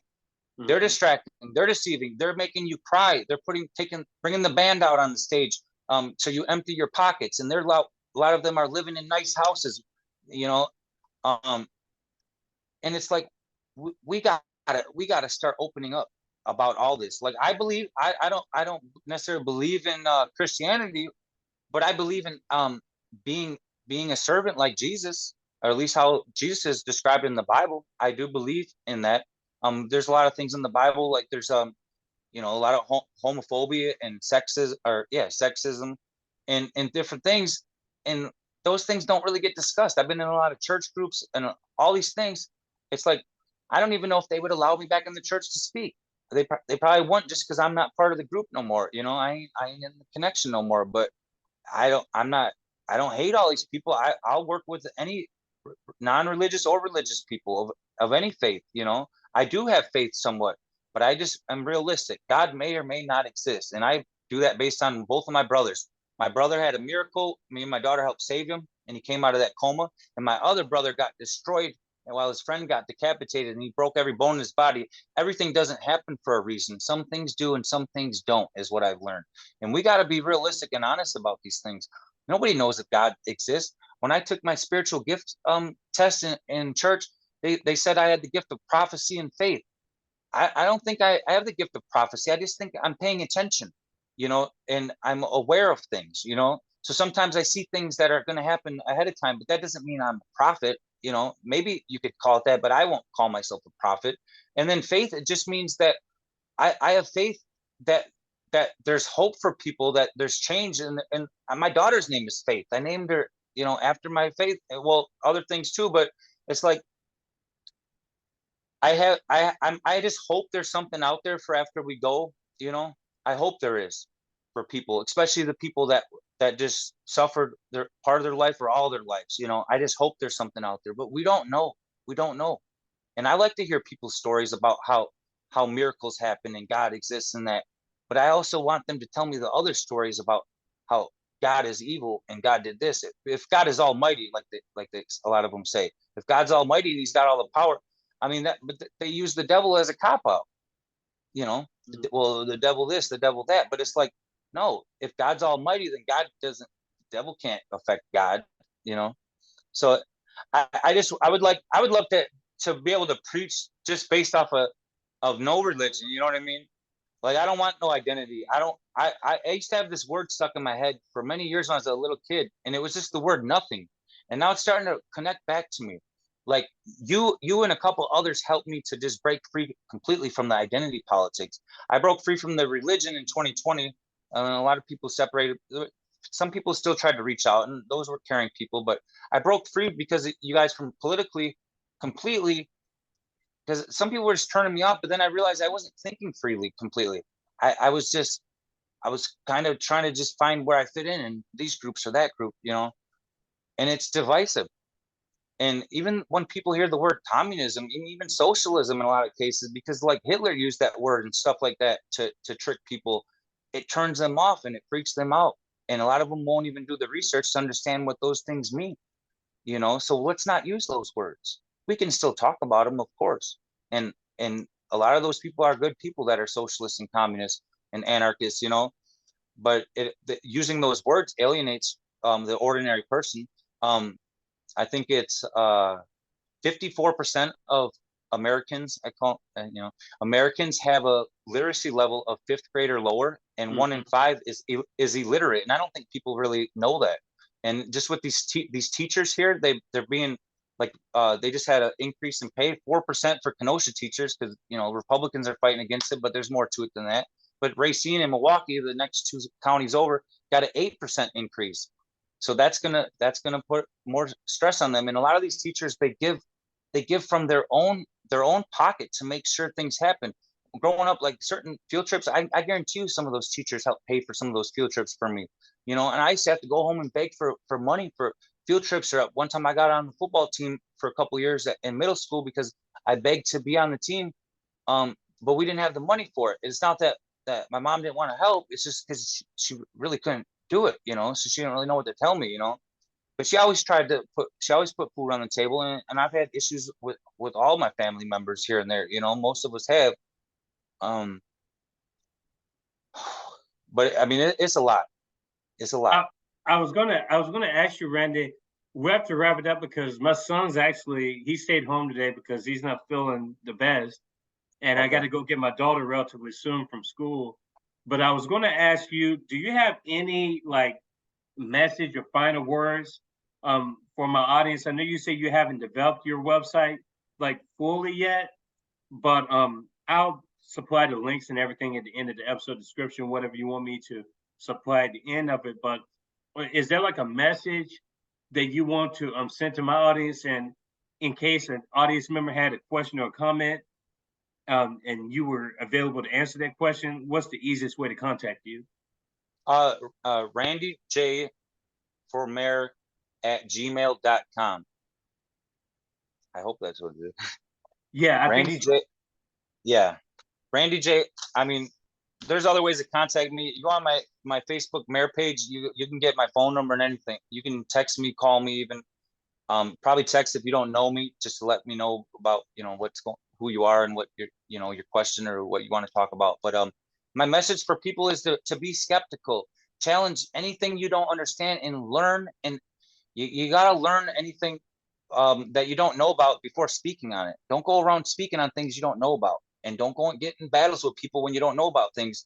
And if people want to gaslight you or be narcissistic, get block them, get away from them, people, no matter what party they're part of. Some of these members of certain parties are not so bad, so you might be able to work with some of them. So don't demonize everybody either. um, you gotta, if somebody tells you something that you think is not true, and they're giving you resources, or they're telling you things in facts, go look it up, research it before you, and don't just look at one source. And a lot of the mainstream media sources are going to give you half truths. I always tell people that a lot of it's partially true, so that's how they fool you. Look into it way deeper than that. Um, be be critical of people, hold yourself accountable, hold others accountable. I know we talked about that word, but literally do that. Be as transparent as you possibly can. Tell your story to others, talk to people about others, get just try to wake people up. You got to agitate people. That's the only way to do it for a lot of these people. We always would say this, they're at brunch. A lot of them are still at brunch. Agitate. This is why I say agitate, educate, learn, um, organize, and then come up with real plans and act. The actions have to come. It cannot, and we can't get caught up in these political parties and all that. We just got to work on helping people. If there's ways you can get involved in your community to help, that have they can be politically connected if you want, but if they're actually doing something good and you want to get involved, like last night I was out there cleaning up part of Kenosha, um, just do it, and don't do it to brag. Like, I might mention on my page to let people know that these opportunities are out there and we should be doing it, but don't go out there to brag. Go out there to just help people. And some people get mad, like when people film like them people helping homeless people. But if they're doing that, and if they're helping fund those homeless people, I mean, this is 2023. I would rather have them helping those homeless people by filming them than not filming them and not helping them. You know what I mean? So don't just demonize everything just because it doesn't sound humble. Like in a perfect world, we don't have homeless people. We wouldn't have to worry about none of that. Anytime you see people hating on people for no good reason, um, it could be racism, sexism, homophobia, anything. Call them out. If you're silent, you're part of the problem. Okay. You got to call people out. You got to talk to them, and you got to be kind. I always say this: be kind, but not always nice. Um, because kindness you can always spread, love you can spread. But some people are there to destroy you, and don't waste too much time on them. If they're interested, if you can tell they're destroying you, or there's somebody help them get away from you. You know what I mean? Do whatever you got to get away from those people, because we got to help people. We got to help each other. And then after we help each other, we got to, like me and you got to help each other. And then we got to use that to help others. And we're doing it right now, but we got to keep doing more. We got to find more media sources, or, different ways to get out in the media. We got to be creative in how we're going to do this, because and we got to use some of their own tactics against them, because that's what they've been doing, and not in an evil way at all. I'm just saying so we can help people, you know. They're trying to manipulate. We're not trying to manipulate. We're trying to liberate people. You know, not black and rainbow capitalism, black and gay liberation, and brown liberation, native liberation, everybody being liberated. You know, we got to learn more history about our nation and the whole world history, and teach that to others, and learn, teach, listen, learn from them, take it all in, learn more, and teach others, and just keep doing that. Because I didn't grow up learning most of the stuff I know now. I was very intelligent and learned so many things, but then I realize now that it was all fake lies. We got the Lincoln statue up. That's the most known statue I know in Kenosha, and he was a white supremacist. Now, by default, he did help somewhat. You know what I mean? But all presidents did a little bit of good and a lot of bit of bad. You know. So there's just so much more to it. But advocate for yourself, advocate for others. We got to fight for everybody's physical, psychological, and financial needs to be met at all times. That's what we got to do. We got to love. We got to understand. We got to be patient. Some of these things I struggle with, just to let you know what I mean? But these are the things we need, because this is how we're going to unite together, you know? And like I said before, you cannot go around loving those who are hating on people. No, that hate will never end that way. So you gotta grow pair, you know. I shouldn't say that, but like you just gotta be fearless. You know, you might be nervous about it, but you can be fearless. You can be nervous and fearless at the same exact time.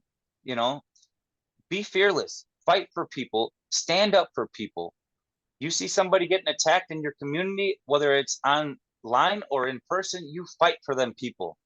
And if you're being attacked and they're trying to put you in the grave, like Malcolm X said, you use every resource, every inch of power you have to defend yourself, and you fight back. You do not let somebody put you in the grave without fighting back. That doesn't make any sense. But a lot of people are out here convincing people that is noble to be this and that. You know what I mean? No. When your life's on the line, you fight back. And that's why I'm so passionate about this. That's why we have to act. And that we can't have another mayor in Kenosha or anywhere getting elected and continuing on with the fascism and the fake crap in the gentrification and the racism, and the list goes on. We can't keep doing that. Eventually I might just have to be out. I might just have to get out of the town and the state and the country altogether. I mean, I do want to travel, but I can't sit around here and just be destroyed. But I don't want to abandon people, because that's what's been happening to me all my life. So that's why I mean, my daughter's here too, so that's another reason to stay. But like, I don't want to abandon the people that need the help. But it's so hard because all these powers are working against us, you know. And I don't know what's going to happen going forward. But I'm trying to become more aware about how they're doing these politics, and how I can finally be heard and enact change. And I don't even know if that's going to happen. But I know I'm going to die trying. You know what I mean? I might not die. I might die trying. I mean, eventually I will die trying. You know, I just don't know when. You know. And I hope more people get that attitude and truly mean it from your heart. Like, you got to be willing to sacrifice for others, but you got to take care of yourself. You got to take care of your family and your friends, but you can't just take care of those people. And if you got more resources and you got more ability, you need to reach out and help more and more people. And sometimes you just got to, you know, just do whatever you think's best, but make sure that you're paying attention. Make sure your heart's in it. Make sure your mind's right. Turn off mainstream media until you're ready to be skeptical of it. You shouldn't be watching it. The news, like I turned on the news a couple weeks ago, and it's just I can't. Every time I watch it, it's just all these things happening that aren't actually happening. Like, nothing's getting done, you know. Like they're talking about new prescription different medicines for people. They're going to be negotiating with, you know, Medicaid or whoever's going to negotiate. That may or may not happen. That's getting caught up in the courts. That's not even going to happen until 2026, if then even, and then that just reduces costs possibly. So that's nothing to brag about. Like Biden, I got a lot of problems with. He did the student loan crap. He pretended to. At one point, I got proof of it. He ran on forgiving pretty much all student loans. He could have avoided the Republican courts and got this done, and instead he played the game that he knows so well. and he made sure it got caught up, and he made sure we didn't even get the 10 or 20,000 off, you know? So I'm still about $150,000 in debt between the state and federal. You know, there's not a lot of hope for many of us to get out of debt even. So we got to work on that. How are we going to get people out of debt? They got to get job. They got to be able to work to their ability, you know? They got to feel a part of the community and actually be a part of the community. But just like how they run on Roe versus Wade over and over again, they could have codified that so many times. They've had super majorities at times, you know, and they're still like in Wisconsin now. They opened back Planned Parenthood. That's a good thing. You know what I mean? So you know, for women and whoever that need help with, you know, abortion help or anything else like that. But I still don't understand that completely. And it doesn't mean Roe versus Wade got overturned.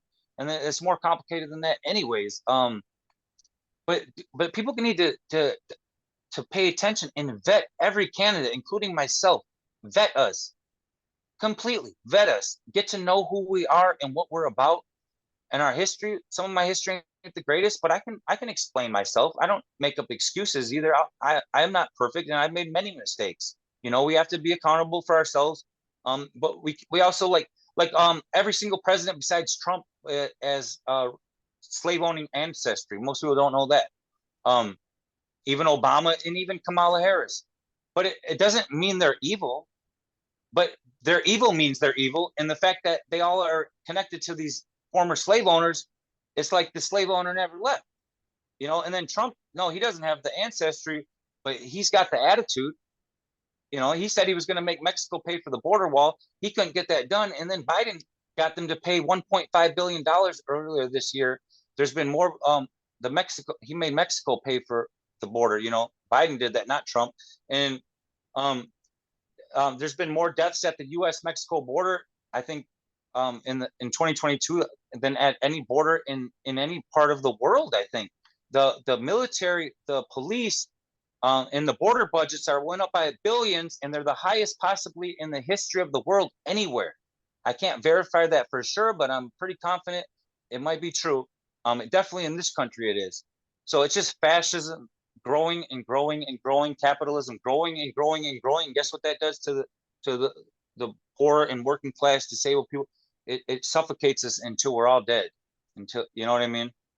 Capitalism can't keep rising. It's not working. People are fooled. They think it's working because of the media and other things, you know. Well, that's all part of the same system. I mean, everything's connected to each other. The last thing you stated about the military, we talked about those issues that you referred to on the forum. Our military budget is larger than the next 9 countries combined in the world. So we've dedicated whole episodes to a lot of these issues, and we're going to continue to, because we need a little bit more precision. And I think that's where my expertise comes in, as far as being able to organize and get the types of guests that we need to get on here to educate about some of these more serious issues, and delving into, you know, what's the cause, what's the effect, what can we do to maybe, you know, provide solutions to some of these issues. And there's no quick fix, but the education, I think, is an important part of it.